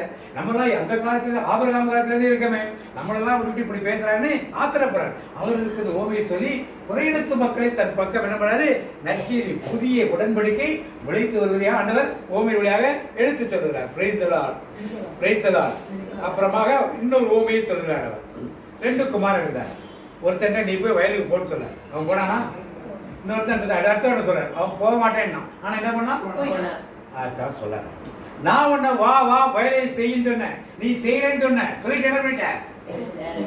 ஆனா புறையெடுத்த மக்கள் என்ன பண்ணுவாங்க? நாங்க விருத்தி செய்யலாம் பண்ண மாட்டோம், நாங்க இப்படி எல்லாம் ஜெபம் பண்ண மாட்டோம், நியாயப்பிரமாணத்தை கடைபிடிக்க மாட்டோம்னு சொன்னாங்க. சொன்னவங்க என்ன பண்ணாங்க? திருப்பி போய் எல்லாத்தையும் செஞ்சு. இப்ப யார் நல்லவன்? நீயே சொல்லிட்ட. இப்போ யூதர்களுக்கு இதெல்லாம் வந்து மனசுக்குள்ள குத்துது. ஏன்னா டைரக்டா அவர் சொல்லல, ஓமைகள் சொல்ற ஒண்ணு கேள்வி கேட்க முடியாது. ஆனால் யூதர்களுக்கு எல்லாம் புரிஞ்சு. அதான் கேட்க செவியுள்ள என்ன பண்ணுவாரு? கேட்க கடவுள் ஆண்டவர் சொல்லிட்டே இருப்பார். திராட்சை தோட்டத்தில் வேலை செய்ய ஒரு குத்தையை விட்டு போறாரு. போட்டு போய் கனி வாங்க ஆளுங்க அனுப்புறாரு. ஒருத்தர் அனுப்புறாரு, எல்லாத்தையும் வெட்டி கொள்ளுறாங்க. திருப்பி கொஞ்சம் கூட்டமா ஆளுங்க அனுப்புறாரு. திருப்பி ஆளுமே அடிச்சு துரத்திடுறாங்க. கடைசி யார் அனுப்புறாரு? அவனை என்ன பண்றாங்க? கடைசி என்ன பண்றாருன்னு சொன்னாரு? என்ன பாடம் இருக்குதுல? யூதர்கள் கால ஆபிரகாம் காலத்துல ஒவ்வொருத்தரும் அனுப்பிச்சிருக்காங்க. யாராவது ஒழுங்கா ட்ரீட் பண்ணாங்களா? மோசை ஒழுங்கா ட்ரீட் பண்ணாங்களா? யோசா ஒழுங்கா ட்ரீட் பண்ணாங்களா? யாராவது ஒழுங்கா ட்ரீட் பண்ணாங்களா? தீர்க்கத்துல யாராவது ட்ரீட் பண்ணாங்களா? யாரு? தனித்தனியா அனுப்பிச்சா அப்படிதான் பண்றாங்க. மொத்தமா அனுப்பிச்சாங்க. கடைசியா மகனையே அனுப்பிச்சாரு. என்ன பண்ணீங்க நீங்க? அப்ப என்ன பண்ணுவாரு? உங்ககிட்ட இருந்து ராஜ்யத்தை பறித்து யார்கிட்ட கொடுப்பாரு? வேறொரு. யார் இந்த வேறொருவர்கள்? நீங்களும் நானும் புறையினத்தாயிருக்க மக்கள். இதைத்தான் ஆண்டவர் ஓமை வழியாக சொல்லிக் கொண்டு வந்த அவர் இன்றைக்குமாக நம்மிடத்திலே கடைசியாக, இது கடைசி கிடையாது, இந்த 2 வீடியோ இருக்கு, பாவிகளை எப்படி கையாளுகிறார். இப்ப அவங்க என்ன சொல்றாங்க? புறையினத்த மக்கள் எல்லாம் பாவிகள், நாங்கெல்லாம் யாரு? நாங்கெல்லாம் எஜமான். யூதர்களை தெரிந்து எல்லாரும் அவங்க என்ன சொன்னாங்க? புறையினத்த மக்கள் யாரும் சொன்னாங்க? பாவிகள், ஆயக்காரர்கள், அடிமைகள், அடிமைகளைத்தான் வச்சு பாவித்துக் கொண்டார். இப்ப ராஜ்யம் எப்படி இருக்கிறது என்பதை, பாவிகளை எப்படி கையாளுகிறது என்பதை சொல்கிறார். பாத்தீங்க லூக்கா நற்செய்தி 15ஆம் அதிகாரம் 4 இது பார்த்து எல்லோருக்கும் தெரிந்தது. ஊதாரி மைந்து சாரி ஆட்டை காணாமல் போன ஆடு பாத்தீங்க. ஒரு மனுஷன் 100 ஆடுகளை உடையவனாய் இருந்து அவைகளில் ஒன்று காணாமற்று போனால் 99 99 ஆடுகளை வனாந்திரத்திலே விட்டு காணாமற்று போன ஆட்டை கண்டுபிடிக்கும் அளவும் தேடி திரியானோ. கண்டுபிடித்த பின்பு அவன் சந்தோஷத்துடனே அதை தன் தோள்களின் மேல் போட்டுக்கொண்டு வீட்டுக்கு வந்து சிநேகிதரையும் அயலகத்தாரையும் கூட வரவழைத்து, காணாமற்ற போன என் ஆட்டை கண்டுபிடித்தேன், என்னோடனே கூட சந்தோஷப்படுங்கள் என்பான் அல்லவா. இப்ப விவசாயி பத்தி சொல்லியாச்சு, வர்த்தகரை பத்தி சொல்லியாச்சு, மீனவர்களை பத்தி சொல்லியாச்சு, திராட்சை தோட்டம் வைக்கிற பத்தி சொல்லியாச்சு. இப்ப யார் பத்தி சொல்றாரு? நல்லாயன் ஒரு தடவை நூறாடு மேய்த்திடவே ஓராடு புறம் சென்று ஓடிட்டே அதனை தான் தேடி. எதற்கு இந்த மேய்ப்பன், எதற்கு மேய்ப்பன் சொல்றாரு? மேய்ப்பர்கள் எப்படிப்பட்டவர்கள்? அது தெரியும். ஒதுக்கப்பட்டது. ஒன்னாம் தேதி சொன்னவங்க எப்படிப்பட்டவர்கள்? ஒதுக்கப்பட்டது. சமுதாயத்தை அவர்கள் யூதர்களாக இருந்தாலும் ஆலயத்துக்குள்ள வரவிட மாட்டாங்க. அப்படிப்பட்ட ஒதுக்கப்பட்ட ஒரு மேய்ப்பன் என்ன செய்யறான்னா, யூதரை பத்தி சொல்ற வியாபம் சொல்றாரு, யாரை இவங்க பாவின்னு சொன்னாங்களோ ஆலயத்துக்குள்ள வரவிடாம அவனை பத்தி சொல்லுகிறார். என்ன பண்ணா, ஒரு ஆடு காணா போச்சு, 99 ஆடு நல்லா இருக்கு, பரவாயில்ல விட்டு போது. ஒரு ஆடு இல்ல, 2 ஆடு இல்ல, 5 ஆடு இல்ல, 10 ஆடு இல்ல, எத்தனை காணா போனாலும் அதை தேடி என்ன பண்ணா எங்களை வரா மலைகள், மேடுகள், கற்கள், முட்கள் நடுவே போய் அதை கண்டுபிடித்த பின் என்ன பண்ணா, தோளில் போட்டு அடிக்கானால அடிச்சானா, என்ன பண்ணா, நடத்தி போ அப்படின்னு தட்டிவிட்டானா, என்ன பண்ணா, தோளில் போட்டு எங்க வர திரும்பி தன் அயலகத்தாரோடும் சுற்றத்தாரோடும் வந்து என்ன சொல்றான், வந்து என்ன சொல்றான், என்ன சொல்றான், வந்து இது இங்க பாருங்க, ஒண்ணு இல்ல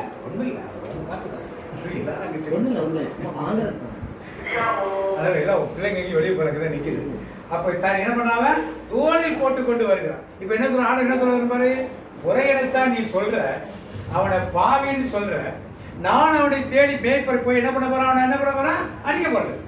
ஏன் இப்படி பண்ணு கேட்க போறது, உதைக்க போற. எங்க போறேன்? நீதிமான இருக்க 99 ஆட்டு தோல்ல போட போறது இல்ல, காணாமல் போடாட்டு என்ன பண்ண போறேன். இப்படித்தான் பாவிகளை வச்சிருக்கிறேன். யாருக்கு சொல்லிப்பா உரைக்கிற மாதிரி நாம என்ன நினைக்கிறோம், கிறிஸ்தவனா இருக்கவன் நாங்க தான் பரிசுத்த, நாங்க தான் பரலோகம், இந்த சபை தான் போகும், அந்த சபை தான் போகும், எங்க தாய் திருச்சபை தான் போகும், புள்ள திருச்சபை தான் போகும். இப்படி என்னன்னா ஒவ்வொருத்தரா ஒரு போதனை கொடுக்கணும். ஆண்டவர் என்ன சொன்னாரு, சொல்லல, நீங்கள் உங்க ராஜ்யம் உங்களுக்கு கட்டப்பட்டிருந்தால், யாருடைய உள்ளத்தில் ராஜ்யம் கட்டப்பட்டிருக்கோ அவர் கண்டிப்பா எங்க போவார்கள். நாம் சபைகளின் கட்டுப்பாடுகள், சபைகளின் சட்டத்திட்டங்களை வகுத்து நாமே ஒரு திட்டத்தை தீட்டி நாமே ஒரு தீர்ப்பை கொடுப்ப. யூதர்கள் அப்படித்தான் செய்து கொண்டார்கள். அவன் 613 கட்டளை ஒன்றை கூட கடைபிடிக்கிறது இல்லை. ஏன் கடைபிடிக்கிற மேய்ப்பரு? 613 கட்ட ஒரு கட்டளை 2 வேளை குளிக்கணும். குளிக்க முடியுமா உங்களால? முடியுமா? குளிச்சிங்கன்னா 2 வேளையும் ட்ரெஸ்ஸை மாத்தணும். எல்லா ட்ரெஸ்ஸையும் மாற்ற முடியுமா? மேய்ப்பர் மாற்ற முடியுமா? முடியுமா? சாப்பிட்றதுனால கை கழுவணும். அவனுக்கு குடிக்கவே கை கழுவானா? சாப்பிட்ட பிறகு துடைக்கணும், கையை கழுவணும். துடைப்பானா கழுவானா? துடைக்கதான் செய்யணும். அப்புறம் செத்து போன மிருகங்களை தூக்கிட்டா 7 நாள் தீட்டு. நாய் செத்து கிடக்கும், ஓனாய் செத்து கிடக்கும், கரடி செத்து கிடக்கும், அதெல்லாம் தூக்கி தள்ளி போடுவான். சொல்லி போட்டா 7 நாள் தீட்டு போட்டு தள்ளி உட்கார முடியுமா? அவன் ஆடு செத்து போயிடும், அதை வெட்டி புதைப்பான். 7 நாள் தீட்டு கொண்டாட முடியுமா அவனுக்கு? அதனால அவனால தள்ளி வச்சிருந்தான். அப்படிப்பட்ட புறையத்தை நீ சொல்றியே, அந்த மேய்ப்பனே என்ன செய்யறான், ஒரு ஆட்டை பார்த்தா என்ன பண்ணா, இப்ப கிறிஸ்துவின் அன்பு எப்படிப்பட்டது என்பதை மேய்ப்பனை வைத்து அங்க என்ன ஆண்டவர் வெளிப்படுத்துறார். இப்படிப்பட்ட அன்பை நான் என்ன பண்ணிக்க. அடுத்த காரியம் என்ன, மேய்ப்பன் தான் தன் ஆட்டுக்காக உயிரை கொடுப்பான். வேற யாராவது உயிரை கொடுப்பாங்களா? ஒரு தச்சர் கொடுப்பாரா? ஒரு கொல்லர் கொடுப்பாரா? ஒரு டாக்டர் ஆபரேஷன் பண்ணார், ஆண்டவரே இந்த பேஷண்டை காப்பாத்தி என் உயிரை எடுத்தீங்க சொல்லி டாக்டரால் சொல்ல முடியுமா? சொன்னா என்ன ஆயிடும், இவரு உயிர் சேர்ந்து போயிடும், 2 உயிர் போயிடும், 1 உயிர் போக 2 உயிர் போயிடும். ஆனா மேய்ப்பன் கரடி வந்துருச்சு, ஓனாய் வந்து கவிழ்ச்சி செலவுனா அதை அடிச்சு தான் உயிர் போனான்னு எதை காப்பாத்துவான்? இந்த சிந்தைகளை யூதர்கள் பக்தியிலே நீ புறையனத்தான்னு சொல்றிய, அவனை கோயிலுக்குள்ள உறவப்படான்னு சொல்லிய, அவன் இப்படிப்பட்ட பண்பாடு தான். நான் அவனை விரும்பிதான் போற, அவனுடைய அன்பு எப்படி இருந்தது ஒரு காணாமல் பட்ட, அதே போல நானும் காணாமல் போன பாவி வைத்து அன்பை செலுத்துறேன். ஒரு ஓமை, அந்த ஓமையின் வழியாக எல்லாம் இதெல்லாம் யாரும் உட்காந்து கேட்டு உட்காந்து, யூதர்களும் சதிசேயர்களும் பரிசையில் உட்காந்து ஓமையை கேட்டு உட்காந்துருக்காங்க. அடுத்து இதற்கு பின்னால பார்த்தீங்க, 8ல இருந்து பாத்தீங்க. அன்றியும் ஒரு ஸ்திரீ 10 வெள்ளிக்காசை உடையவளாய் இருந்து அதில் ஒரு வெள்ளிக்காசு காணாமல் போனால் விளக்கை கொளுத்தி வீட்டை பெருக்கி அதை கண்டுபிடிக்கிற வரைக்கும் ஜாக்கிரதையாய் தேடாமல் இருப்பாளோ? கண்டுபிடித்த பின்பு தன் சிநேகிதிகளையும் அயல் வீட்டுக்காரிகளையும் கூட வரவழைத்து காணாமல் போன வெள்ளிக்காசை கண்டுபிடித்தேன், என்னோடு கூட சந்தோஷப்படுங்கள் என்பாள் அல்லவா? சரி, ஒரு பெண்ணுக்கு 10 வெள்ளிக்காசு. இந்த 10 வெள்ளிக்காசுனா என்ன சத்தியம் இருக்கு? என்ன யூதர்களின் முறைமை என்ன இருக்கு? கல்யாண டைம்ல அது உடன்படிக்கையாக கொடுப்பாங்க. கல்யாண டைம்ல நிச்சயதார்த்தம் ஒரு பெண்ணை பார்க்க வராங்கன்னா மாப்பிள்ளை வந்து பொண்ணுக்கு 10 வெள்ளிக்காசு கொடுத்துருப்படி. இந்த 10 வெள்ளிக்காசு இந்த பொண்ணு பத்திரமா வச்சிருக்கு. இந்த மாப்பிள்ளை போய் என்ன பண்ணுவான்? திருப்பி போய் அவனுக்கு வீடு நிலம் வாசல் எல்லாம் ரெடி பண்ணிட்டு கல்யாணத்தை எல்லாம் ரெடி பண்ணிட்டு மீண்டும் வந்து ஒரு 40 வெள்ளிக்காசு இந்த பொண்ணுக்கு என்ன பண்ணணும்? கொடுக்கணும். மொத்தம் 50 வெள்ளிக்காசு. இந்த வெள்ளிக்காசு இந்த பொண்ணுகிட்டே தான் இருக்கும், வேற யாரும் வாங்க முடியாது. நாளைக்கு கணவனுக்கு ஏதாவது பிரச்சனைனா இந்த வெள்ளிக்காசு எடுத்து குடும்பத்தை சமாளிக்கிற கொடுக்கும். அப்ப இவளுக்கு யாரோ ஒருவன் மனநிவாளம் நிச்சயம் பண்ணி மனவாளம் ஒரு 10 வெள்ளிக்காசை கொடுத்துருக்கான். இந்த 10 வெள்ளிக்காசை ஒண்ணு குறைஞ்சிச்சு. மனவாளம் வர்றப்ப நான் கொடுத்த 10 வெள்ளிக்காசை காட்டுன்னு இவன் காட்டணும். இல்லைன்னா என்ன பண்ணுவாங்க? கல்யாணம் பண்ண மாட்டான், போயிடும், விட்டு போயிட்டா என்ன பண்ணுவாங்க? திருப்பி யார் வந்து இவளை நிச்சயம் பண்ண வரவே. அதனால ரொம்ப ஜாக்கிரதையாக இருப்பார். அவரை வாங்குறப்பயே அந்த பையனை பிடிச்சிருந்தாதான் அந்த 10 காசையை வாங்குவாங்க, இல்லைன்னா வாங்கவே மாட்டேன், எனக்கு வேண்டாம், உன் சம்மந்தம் வேண்டாம்னு அப்பயே சொல்லி அடிச்சுவாங்க. இது யூதருடைய முறை. இந்த முறைமையை வைத்து ஒரு பெண் 10 காசை எங்க வைப்பானா? தலையில வெயில் போடுவாங்க இல்லையா, அதை சுத்தி வந்து கட்டி ஒரு சுருக்கு போய் போட்டு அதை தொங்க விட்டு எப்ப கையில வச்சுட்டு இருப்பாங்க. வெளியே எங்க வச்சா யாரும் திரும்பி போய் என்ன பண்றது? அதனால அடிக்கடி ராத்திரி படுக்கிறப்ப தலையை செய்யறப்பெல்லாம் அதை எடுத்து எண்ணி பார்த்துட்டே உட்கார்ந்துருப்பாங்க. இது யூதருடைய பழக்கம். இப்ப ஒரு வெள்ளி காசு காணாம போச்சு. மணவாளன் எப்போ வருவான்? யூதருடைய கல்யாண காலத்துல ராத்திரில தான் வரும். ஒரு வரையா இதோ மணவாளன் வருகிறார் அப்படின்னு நல்ல ராத்திரி ஒரு சத்தம் கேட்டு சொல்லுங்க. ராத்திரி அவங்க ஏதோ ஒரு தோழன் வருவார், பராக் பராக் மணவாளன் வருகிறார், எல்லாம் தயாராங்கன்னு ஒரு 5 நிமிஷம் 10 நிமிஷம் மேல வந்து சொல்லுவார். அதுக்குள்ள இவன் என்ன பண்ண முதல்ல 10 வெள்ளிக்காசு ரெடியா வச்சிருக்கு. வந்தோடனே இந்தாப்பா நீ கொடுத்த 10 வெள்ளிக்காசு, அவர் இன்னொரு 40 வெள்ளிக்காசு சேர்த்து கொடுப்பாரு. இது அவருடைய முறை. இப்ப அதுல ஒண்ணு குறைஞ்சு போச்சு. ராத்திரி நேரம் விளக்க கொளுத்தி தேட ஏன் எப்போ வருவான்னு யாருக்கும் தெரியாது. இந்த மாதிரி செல்போனா இருக்குது, காரு டாக்ஸியா இருந்துச்சு, எப்போ வருவான்னு யாருக்கும். அவன் காலை கொண்டு சாயந்தரம் வந்து சேர்ந்தாலும் தெரியலாம், இல்லை அடுத்த நாள் காலையே வரலாம். ஆனால் எப்போ வந்த நேரத்தில் காசுலாம் போச்சு என்னாச்சுன்னா இதை காட்டுகிறது. என்ன புரிஞ்சுக்கிறீங்க? என்ன புரிஞ்சுக்கிறீங்க? எதுக்கு ஆயத்தம்? மணவாளனுக்கு ஆயத்தம். நல்ல கைகளை தட்டுங்க. யாருக்கு ஆயத்தம்? மணவாளனுக்கு ஆயத்தமாக யார் இருக்காங்க? மணவாட்டி. ஏன் ஆயத்த காசை ஏன் தேடுறாங்க? என் மணவாளன் வரும் பொழுது இந்த காசை என்ன பண்ணணும்? அப்ப இவர்கள் சொல்றார், இந்த பெண் இருந்தது போல இன்னைக்கு எல்லாரும் எப்படி இருக்காங்க? இவங்க எல்லாம் மணவாளனுக்காக காத்திருக்கிறார். மணவாளன் எதா காத்துங்க? அன்பு வைத்திருந்தான். அன்பு வைத்திருந்தவர்கள் மணவாளனுக்காக மணவாளன் மேல் வைத்திருந்த ஒரு அன்பினாலே தான் நீங்க என்ன பண்றா? எல்லாத்தையும் பெருக்கி தேடி சுத்தம் பண்ணி கிடைச்ச உடனே என்ன பக்கத்து வீட்டுக்காரெல்லாம் கூப்பிட்டு என்ன பண்ணா? காசு தானா வந்து காசு என்ன பண்ணி எனக்கு. இப்படித்தான் எனக்கு புறையினத்து மக்கள், யூத மக்கள் என்ன செய்வாங்களோ அதை சொல்லியே புறையினத்து மக்கள் யார் மேல் நேசம் வச்சிருக்காங்க? மணவாளன் பேர் என்ன வச்சிருக்காங்க. ஆனா நீங்க என்ன பண்ணல? அது மாதிரி இல்லை என்பதை அவருக்கு சுட்டி காட்டுகிறார். Praise the Lord, praise the Lord. அதுக்கு அடுத்த ஓமையை வாசிக்க அடுத்தது. ஒருவருக்கு 2 புதல்வர் இருந்தார்கள். அவர்களுடைய இளையவர் தந்தையை நோக்கி, அப்பா சொத்தில் எனக்கு உரிய பங்கை தாருங்கள். ஓ, இந்த கதை எல்லாருக்கும் தெரியும், ரொம்ப நீண்ட கதை, படிக்க வேண்டாம். 2 பேர். இளைய குமாரன் திரும்பி வரான். ஒருத்தன் நல்லா இருந்தான் வீட்டுல, இன்னொருத்தன் தப்பு பண்ணிட்டு என்ன பண்ணான்? வெளியே சொத்தெல்லாம் அடிச்சுட்டான். செஞ்சதெல்லாம் அவ்வளவு அநியாயம். செஞ்சதெல்லாம் முதலிலே காணாமல் போன ஆட்டை தேடி யார் பண்ணுது? மேய்ப்பன் போன. இங்க காணாமல் போன காசு எதுக்காக தேடினாவா? மணவாளனுக்காக. மணவாளனை வைத்த அன்பு. இங்கே மனம் திரும்புதல் மூலமாக வருகிற ஒரு அன்பு. இளைய மகன் பழைய ஏற்பாட்டு முறைமைப்படி தகப்பன் வீட்டிலிருந்து நீங்க சொத்தை பிரிச்சு கேட்டீங்கன்னா அந்த மகனை என்ன செய்யலாம்? யூத முறைமைப்படி கல்லால இருந்து கொல்ல. அப்ப கொண்டிருக்கலாம் அன்னைக்கு கொல்ல. இவன் போயிட்டான். இவன் போடுவது என்ன சொன்னாரு? வந்து அவன் மரித்திருந்தான். இப்படி என்ன பண்ண மீண்டும்? ஏன் அவன் செத்து போனதெல்லாம் கிடக்கு அந்த ஊரை பொறுத்த வரைக்கும். அவனுக்கு கருமாதி எல்லாம் பண்ணிருப்பான். ஏன் திரும்பி ஊருக்குள்ள வர முடியாது. அப்பன் இயேசுன்னு சொல்லலாட்ட ஊருக்குள்ள வரவே. அப்ப அப்பா இயேசுன்னு சொல்ல தெரிஞ்சுதான் என்ன பண்ண உள்ள ஊருக்குள்ள வரான். வந்து என்ன பண்ணான்? அப்பா உமக்கும் பரலோகத்துக்காக ஒரு நல்ல மனம் திரும்புது அவன் இல்லைன்னு சொல்லு. அப்ப ஒரு பாவி மனம் திரும்பி வரும் பொழுது ஆண்டவர் எப்படி ஏற்றுக்கொள்வாரா? அவன் வாங்க ஏற்று வந்து என்ன சொன்னா, உமக்கும் பரத்துக்கு எதிராக நான் என்ன பண்ணேன், பாவம் செய்தேன். என்னை ஒரு ஊழியக்காரனாக வச்சீங்க, அவன் மகனாக இல்லைன்னு சொல்லுது. அப்பா என்ன சொன்னாரு, முதற்கரமான அறையில் கட்டி மூடி அப்பா என்ன சொன்னாரு, இறந்து போன மகன் யார்கிட்ட சொன்னாரு, மகன் என்ன சொன்னாரு, மகன் சொன்னான், அப்பா உமக்கும் பரலோகத்துக்கு நான் தப்பு பண்ணிட்டேன், என்னை ஊழியக்காரன் வைக்காதீங்க, மகனா வச்சுக்காதீங்க, ஊழியக்காரன் வச்சீங்கன்னு சொன்னான். தகப்பன் என்ன சொன்னாரு, ஏதாவது சொன்னாரு அவன்கிட்ட, ஒன்றுமே சொன்னான். என்ன சொல்லுங்க, இதுதான் பேரன்பு. மனம் திரும்புகிற ஒரு பாதையில் பேரன்பு எப்படி இருக்குன்னு யாரு கற்றுக்கொள்ள, ஓவிய வழியாக யூதர்களுக்கும் சொல்ல, எல்லாருக்கும், முக்கியமா யூதர்களுக்கு தான். மனம் சட்டம் சொன்னிச்சு அவன் அடிச்சு கொள்ளுன்னு அவன் கொள்ளல. இதான் தகப்பன் அன்பு, இதான் பிதாவின் அன்பு என்பது, இதான் கடவுளின் அன்பு என்பது. அவன் வரான், இங்க இருந்தான், பஞ்சை குழியில இருந்து வரான், அவனுடைய அப்பா என்ன பண்றான், என்ன வாசனை கேட்பாங்க, நீங்க நானும் செய்யுமா, நீங்க நானும் செய்யுமா, சென்று போட்டாச்சு, சென்று வாசனை சென்று போட்டாச்சு. இதான் தகப்பன்.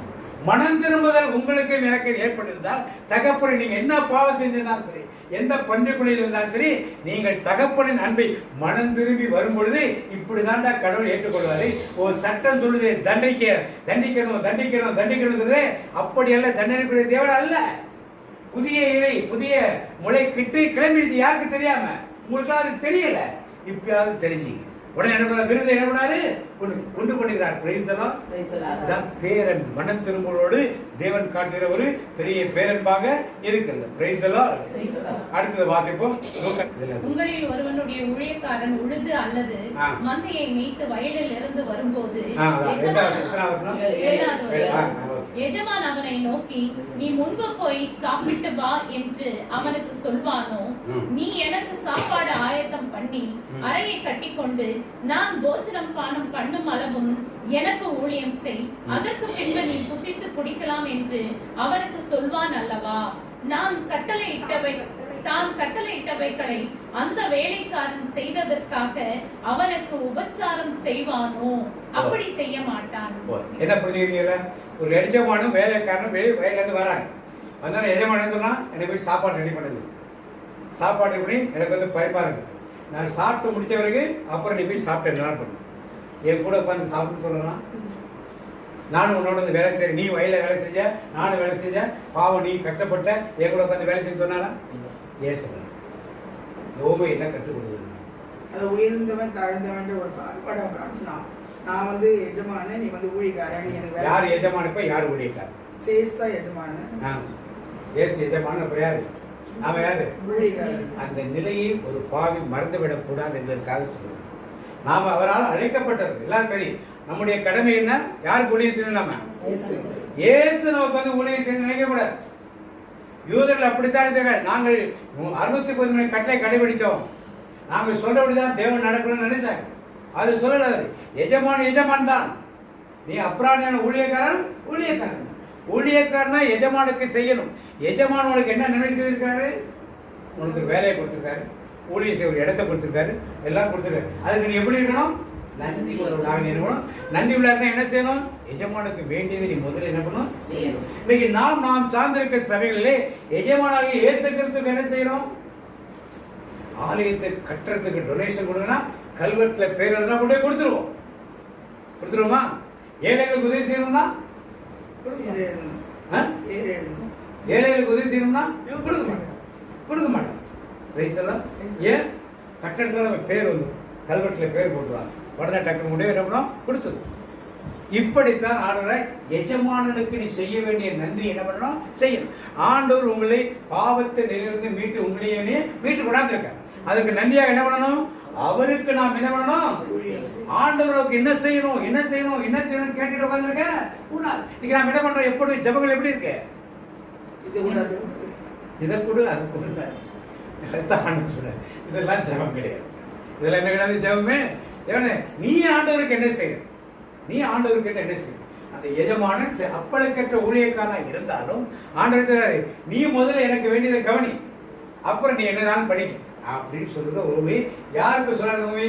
புறையினத்து மக்களுக்கு இது தேவையில்லாத ஒரு சத்தியம் தான். ஆனா யாருக்கு தேவை இது? யூதர்களுக்கு.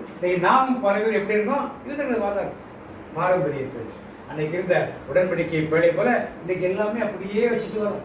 டாபர்நாக்கல் எனக்கு இருந்தது, பழைய உடன்படிக்கை இருந்த மாதிரி இன்னைக்கு பல திருச்சபையிலே டாபர்நாக்கல் வச்சிருக்கு. அன்னைக்கு இருந்த மாதிரி ஆலயத்தின் முகப்புகள் எல்லாம் அன்னைக்கு இருந்த மாதிரி வச்சிருக்கு. இப்படித்தான் ஒரு காரியங்கள் நடக்கிறது. இதன்படியாக ஆண்டவர் சொல்லுகிறார். அதுக்கு அடுத்த ஓவியம் போவோம். மத்திய நற்செய்தி 18:23 வாசிப்போம். 18:23 அப்படியெனில் பரலோகராஜ்யம் தன் ஊழியக்காரரிடத்தில் கணக்கு பார்க்க வேண்டும் என்றிருந்து ஒரு ராஜாவுக்கு ஒப்பாயிருக்கிறது. அவன் கணக்கு பார்த்து தொடங்கின போது 10,000 தாலந்து கடன் பட்டவன் ஒருவனை அவனுக்கு 10,000 தாலந்து எவ்வளவு? 10,000 gold coin. 10,000 gold coins. Correct. Okay. அடுத்து கடன் தீர்க்க அவனுக்கு நிர்வாகம் இல்லாதபடினால் அவனுடைய ஆண்டவன் அவனையும் அவன் பெண்ஜாதியும் பிள்ளைகளையும் அவனுக்கு உண்டான எல்லாவற்றையும் விற்று கடனை தீர்க்கும்படி கட்டளையிட்டான். அப்பொழுது அந்த ஊழியக்காரன் தாம் விழுந்து வணங்கி, ஆண்டவனே, என்னிடத்தில் பொறுமையாயிரு. ஒரு வெள்ளி அப்படின்னா 100 வெள்ளி காசு. வெள்ளி காசு பெருசா தங்க காசு பெருசா? அவன் 100 வெள்ளி காசு. அவன் எவ்வளவு கடன் பண்ணிருந்தான்? 10,000 தங்க காசு. அதே அவன் மன்னிச்சுட்டான். இந்த 100 வெள்ளி காசு இவன் என்ன பண்ணா? மன்னிக்க என்ன பண்ணா? கழுத்தை நெரித்து என்ன பண்ணா? கடனை கொடுக்கிற வரைக்கும் ஜெயில கொண்டு என்ன பண்ணான்? போட்டான்.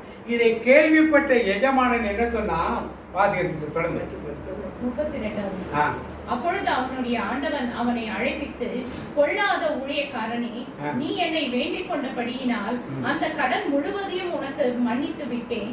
நான் உனக்கு இறங்கினது போல நீயும் உன் உடன் வேலைக்காரனுக்கு இறங்க வேண்டாமோ என்று சொல்லி அவனுடைய ஆண்டவர் கோபமடைந்த அவன் பட்ட கடனை எல்லாம் தனக்கு கொடுத்து தீர்க்கும் அளவும் உபாதிக்கின்றவர்கள் இடத்தில் அவனை ஒப்பு கொடுத்தான்.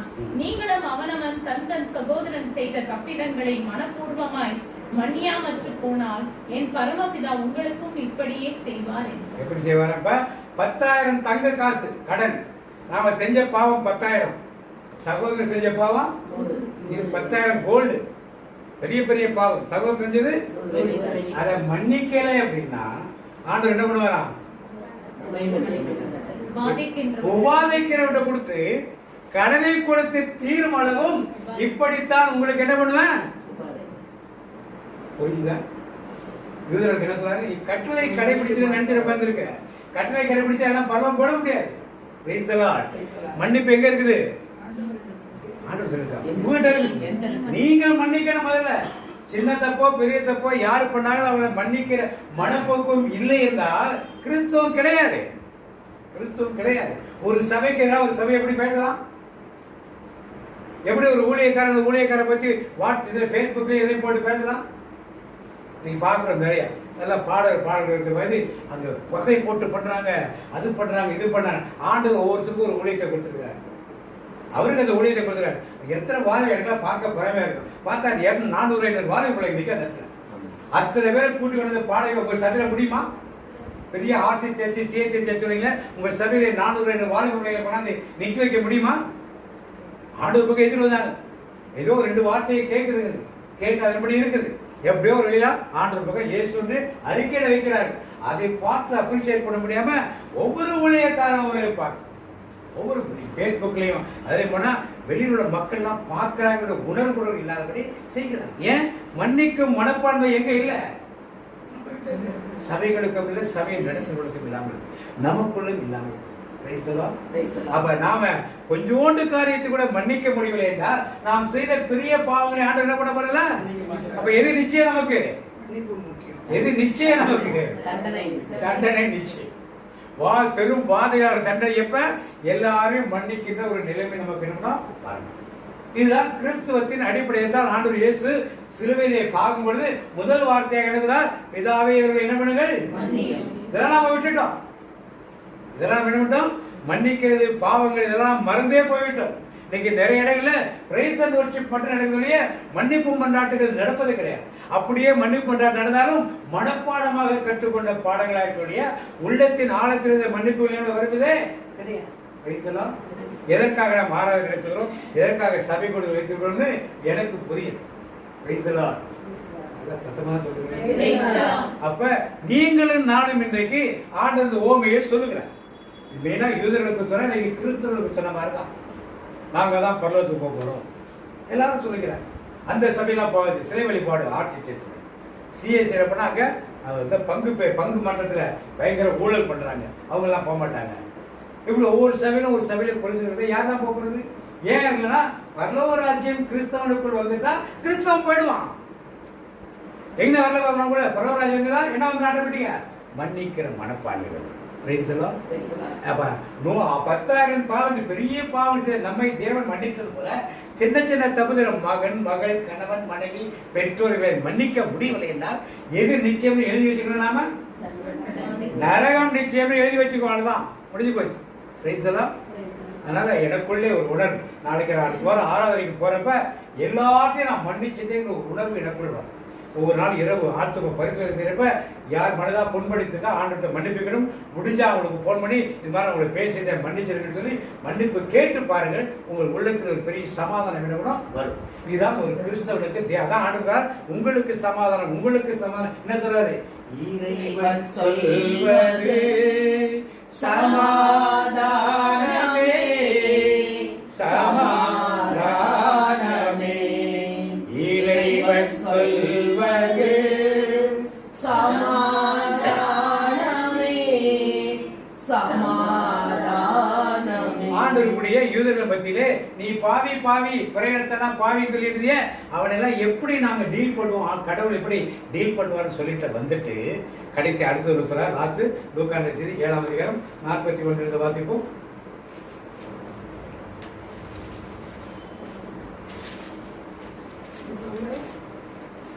7:41. அப்பொழுது அவர் கடன் கொடுப்பவர் ஒருவரிடம் ஒருவர் 500 தெனாரியமும் மற்றவர் 50 தெனாரியமாக இருவர் கடன்பட்டிருந்தனர். கடனை தீர்க்க அவர்களால் முடியாமல் போகவே இருவர் கடனையும் அவர் தள்ளுபடி செய்துவிட்டார். இவர்களுள் யார் அவரிடம் மிகுந்த அன்பு செலுத்துவார் என்று கேட்டார். இப்ப 2 பேரும் பாவி, 2 பேரும் யாரு? 2 பேரும் கடனை ஆண்டவர் மன்னிச்சிட்டார். அந்த எஜமான் யார ஆண்டவர் மேல அதிகமாக அன்பு வைப்பான்? அதிகமான பாவம். இப்ப நாம கம்மியா அனுபவிக்க போறோமா? அன்பு கூர்வே இன்னும் அதிகமாய் ஆராதிப்பே இன்னும் ஆர்வமாய். அன்பு கூர்வே இன்னும் அதிகமாய் ஆராதிப்பே இன்னும் ஆர்வமாய். உம்மை முழு உள்ளத்தோடு ஆராதிப்பேன், முழு பலத்தோடு அன்பு கூறுவே. ஆராதனை ஆராதனை ஆராதனை ஆராதனை. அந்த பாட்டு உண்மை என்றால் நான் எவ்வளவு பாடம் செஞ்சிருக்கேன், கம்மியா செஞ்சிருக்கேன், அதிகமா செஞ்சிருக்கேன். பாட்டு பரப்ப ஒன்றர மாட்டேன். அதுதான் தேவனது ஓமை வழியாக யூதர்களுக்கு டைரக்டர் சொன்னா ஐயோ என்ன பாவின்னு சொல்லிட்டான் கட்டளை வீரர்களோட கடாமதான் கத்துவானு. அதுக்காக இப்படி இன்டர்நெட்டா ஓமைகளால் ஆண்டவர் நிறைய நீங்களும் மீண்டும் இந்த ஓமைகளாம் எடுத்து படித்து இது 10 3-4 வீடியோக்கள் 2 வீடியோக்கள் படுத்துருங்க. எல்லா ஓமையும் 70 ஓமைகளும் அதில் வரும். எடுத்து அந்த ஓமைகளை எடுத்து தனித்தனியாக நீங்க படித்து பார்த்து எப்படி உங்களுக்கு சூட் ஆகுதுன்னு பாருங்க. ஓமைகள் விளக்கங்கள் ஒவ்வொருத்தரும் ஒரு மார்க் கொடுப்பாங்க. எதுவும் நான் தப்புன்னு சொல்லலை. ஆண்டவருடைய உணர்த்தியது இந்த வழிகள் நீங்க தெரிந்து கொண்டு உங்களுக்கு மனதுக்கு ஒத்திருந்தா எடுத்து முதலே இந்த மன்னிப்புக்குள் பாவிகளை எப்படி ஆண்டவர் கையாளுகிறார். ஆட்டை சொன்னார் முதல்ல, அடுத்தது சொன்னார் வெள்ளிக்காசை சொன்னார், அடுத்தது பூதாரி மைந்தனை சொன்னார், அடுத்தது கடன் பட்டவரை பற்றி சொன்னார், அடுத்தது அதிகமாக கடன் கொடுத்ததை பற்றி. இப்படி வெவ்வேறு ஓமைகளியாக ஆண்டவர் எப்படி பாவிகள் உடனே யாரோ யூதர் நினைச்ச மாதிரி குறையணத்தான் தான் பாவி, நாம கிறிஸ்தவெல்லாம் பாவியில் நினைச்சாங்க. நம்மை பற்றித்தான் ஆண்டவர் சொல்லியிருக்கார். இதை அறிந்தவர்களாக புரிந்தவர்களாக இதை புரிந்து முக்கியமாக இருக்கிறது இந்த மன்னிப்பை குறித்த காரியங்களுக்கு அதிகமான கவனம் செலுத்துவது. ஆண்டவர் திருப்பி திருப்பி திருப்பி திருப்பி சொல்லுகிற காரியம் இந்த மன்னிப்பை பற்றி தான் உறுதிப்படுத்திக் கொண்டே இருக்கிறார். இதில் விடுதலை பெற்று வந்துட்டோம்னா ஒரு பெரிய சமாதானம் கொடுக்கணும், அது சந்தேகமே கிடையாது. அப்படி நாம் எழுதியிருப்போம். ஜெபத்துக்குள்ள கடந்து செல்லும். அன்பு தகப்பனே, இந்த நாளிலுமாக எங்களுக்கு எல்லாவற்றுக்கும் மேலான ஓமைகளாக ஒவ்வொரு நாளும் ஓமைகளாக பேசிக் கொண்டிருக்கிறீரே, அந்த ஓமைகள் வாயிலாக எங்களுக்கு கற்றுக் கொடுக்கிற சத்தியம் ஆழமான சத்தியமாக இருக்கிறதாகவே 100 ஆடுகள் மேய்ந்து கொண்டிருந்த மேய்ப்பன் ஒரு ஆடு காணாமல் போன உடனே அதை தேடி கண்டுபிடித்து தன் தோளில் சுமந்து வந்தது போல எங்களையும் நீர் அப்படித்தான் சுமக்கிறீரப்பா. நாங்கள் எங்கோ வாழ்ந்தோம், இயேசுவே ஆண்டவர் என்று அறியாத நிலையில் கூட நாங்கள் இருந்திருக்கலாம். ஆனால் எங்களை தேடி அழைத்து வந்து உமது தோள் மேல் எங்களை சுமந்து கொண்டிருக்கிறீரே. விளையான சேற்றில் வாழ்ந்த எங்களை தூக்கி எடுத்து நிறுத்தி இருக்கிறீராப்பா. நல்ல மேய்ப்பனாக நீர் இருந்து எங்களை வழிநடத்தி வருகிறீராண்டவே. அதற்காக உமக்கு நன்றி சொல்கிறோம் ஆண்டவே. அந்த மேய்ப்பனை போல இன்றைக்கும் நீ எங்களை பராமரித்துக் கொண்டு வருகிறீரே, உமக்கு நன்றியோடு வைத்து நிற்கிற மாட்டவே. 10 வெள்ளிக்காசுகளில் ஒன்றை தொலைத்த அந்த பெண் அதை தேடி முடித்து ஒன்றே காணாமல் போனதை கண்டுபிடித்தேன் என்று சொல்லி கொண்டாடினாலே, இன்றைக்கு நாங்கள் அந்த பெண்ணை போல மணவாளன் இயேசு வருகிறார் இருக்க வேண்டும் என்று எங்களை ஆயத்தப்படுத்துகிறதே. எந்த நாங்கள் கொடுத்ததை இழந்து விடக்கூடாதே. அவரிடம் கொடுத்த ஒன்றை அவளை இழந்து விட்டு எவ்வளவு தேடினார். இன்றைக்கு எங்களுக்கு எவ்வளவு ஆசீர்வாதங்கள் கொடுத்திருக்கிறீரப்பா. ஐஸ்வர்யங்கள் மட்டுமல்ல, ஆவிக்குரிய வரங்கள், கனிகள், கொடைகள் கொடுத்திருக்கிறீரே. உமக்காக மனவாட்டியாக நாங்கள் வர வேண்டும் என்று தானே எல்லாவற்றையும் கொடுத்திருக்கிறேன்.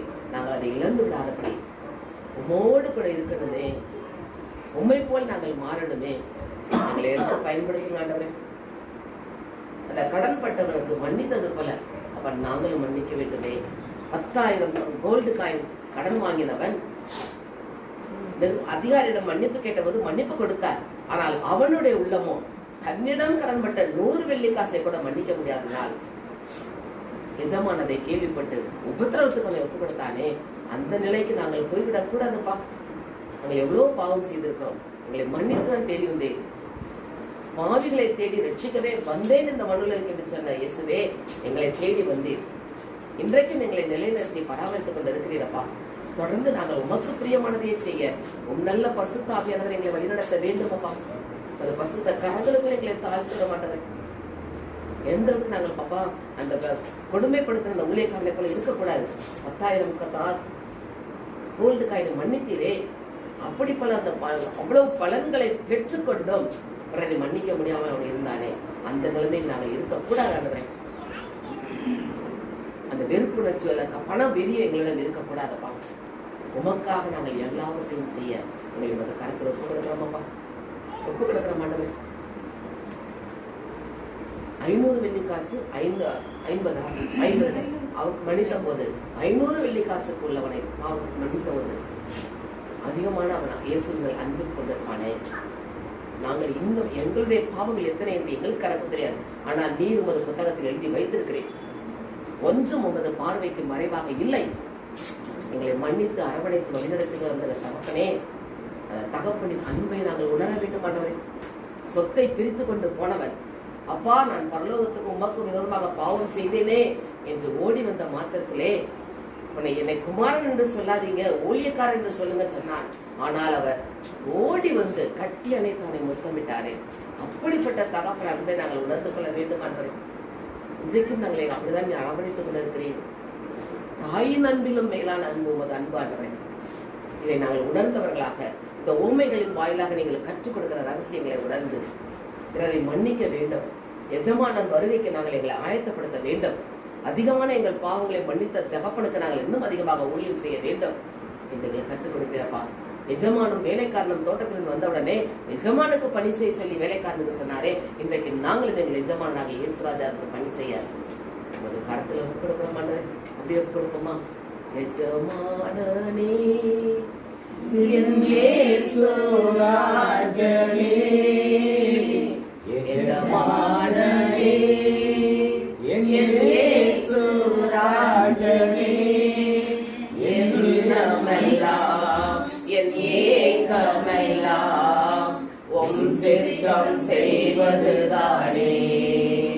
என் எண்ணமெல்லாம் ஏக்கமெல்லாம் உம் சித்தம் செய்வதுதானே.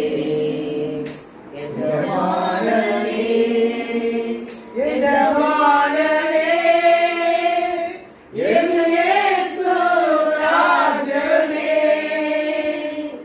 உமக்காக தான் வாழ்கிறேன் ஐயா, உம்மை தான் நேசிக்கிறேன்.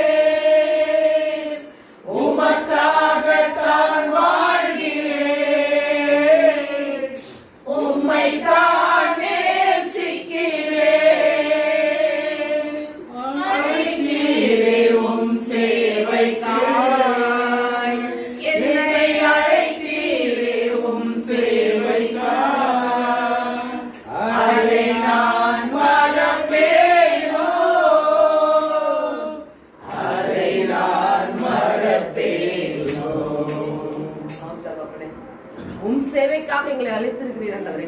அதை நாங்கள் மறக்க கூடாதுப்பா. இறுதி வரை உன் பணியை செய்ய எங்களை பலப்படுத்துங்கப்பா, திடப்படுத்துங்க ஆண்டவரே. அது வல்லமையால் எங்களை நிரப்பி எடுத்து பயன்படுத்துங்க ஆண்டவரே. ஒரு கரங்களுக்குள்ள எங்களை தாழ்த்துவோம் ஆண்டவரே. தாழ்த்துமா, அப்படி ஆண்டது தாழ்த்துமா. நாதா உன் திருக்கரத்தில் எங்களை ஒப்பு கொடுக்கிறோமாப்பா. உன் சித்தம் செய்து நாங்கள் இறுதி வரை பணியை செய்ய வேண்டுமே. இறுதி வரை என் வாழ்வு இயேசப்பா உமக்குத்தான் என்று எங்களை ஒப்பு கொடுக்கிறோம் ஆண்டவரே. எதற்காக எங்களை அழைத்தீரோ, எதற்காக முன்குறித்தீரோ அதை நாங்கள் செய்து முடிக்க எங்களை உங்கள் கரத்தில் ஒப்பு கொடுக்கிறோம் ஆண்டவரே. பரிசுத்த கரம் எங்களை தாங்கி வழிநடத்தணுமா எங்கள் கற்றுக் கொடுக்கிறோம். ஒவ்வொரு நாளும் நாங்கள் உன் சித்தத்தை அறிந்தவர்களாக பணி செய்ய, எங்கள் குடும்பத்தை நடத்த, தொழிலை செய்ய, ஊழியத்தை செய்ய எங்கள் ஒவ்வொருவரையும் கொடுத்து பயன்படுத்துவீராக. நாங்கள் ஒவ்வொரு இடத்தில் நாங்கள் இருக்கிற அனைவருமே நீ சொன்ன வார்த்தை இப்படி, ஆதி முதல் நீங்கள் என்னோடு கூட இருந்தபடியா நீங்கள் என் சாட்சிகளாக இருப்பீர்கள். எங்களுடைய குடும்ப வாழ்க்கையிலும், வேலை ஸ்தலங்களிலும், குடியிருக்கும் இடங்களிலும், ஊழியத்தின் பாதையிலும், நாங்கள் செல்லும் ஆலயங்களிலும் நாங்கள் சாட்சிகளாக வாழ வேண்டும் ஆண்டவரே.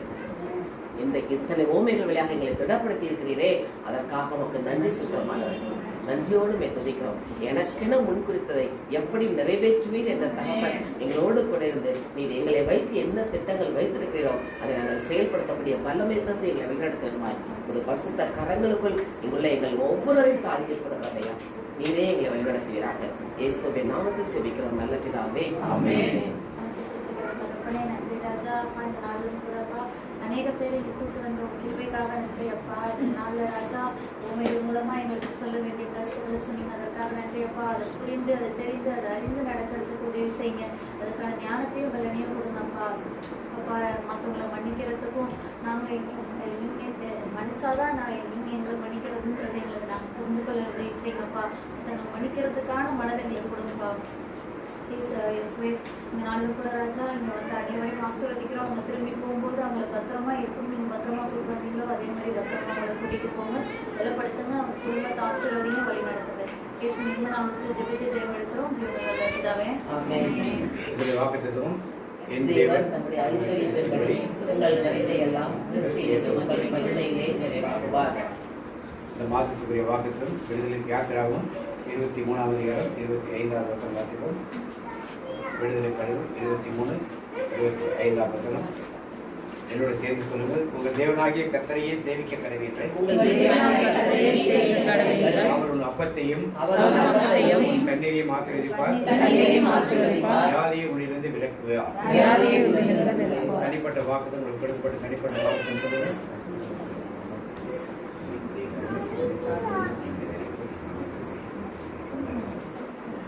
கர்த்தருடைய ஆசீர்வாதத்தை உன்னை காக்க கடவர்.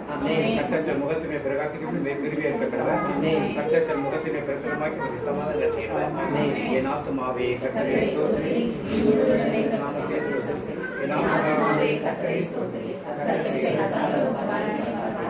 இயேசு இரத்தத்தில் மறைந்துள்ளேன். இயேசு இரத்தத்தில் மறைந்துள்ளேன். இயேசு இரத்தத்தில் மறைந்துள்ளேன். சாத்தான் தீங்கு செய்ய முடியாது. தீங்கில்லை தீங்கில்லை தீங்கில்லை நோயில்லை நோயில்லை நோயில்லை தோல்வில்லை தோல்வில்லை தோல்வில்லை. சாத்தான் தீங்கு செய்ய முடியாது. நந்தி மகன் தூயாவின் பேராலே நல்ல சமாரியன் இயேசு என்னை தேடி வந்தாரே.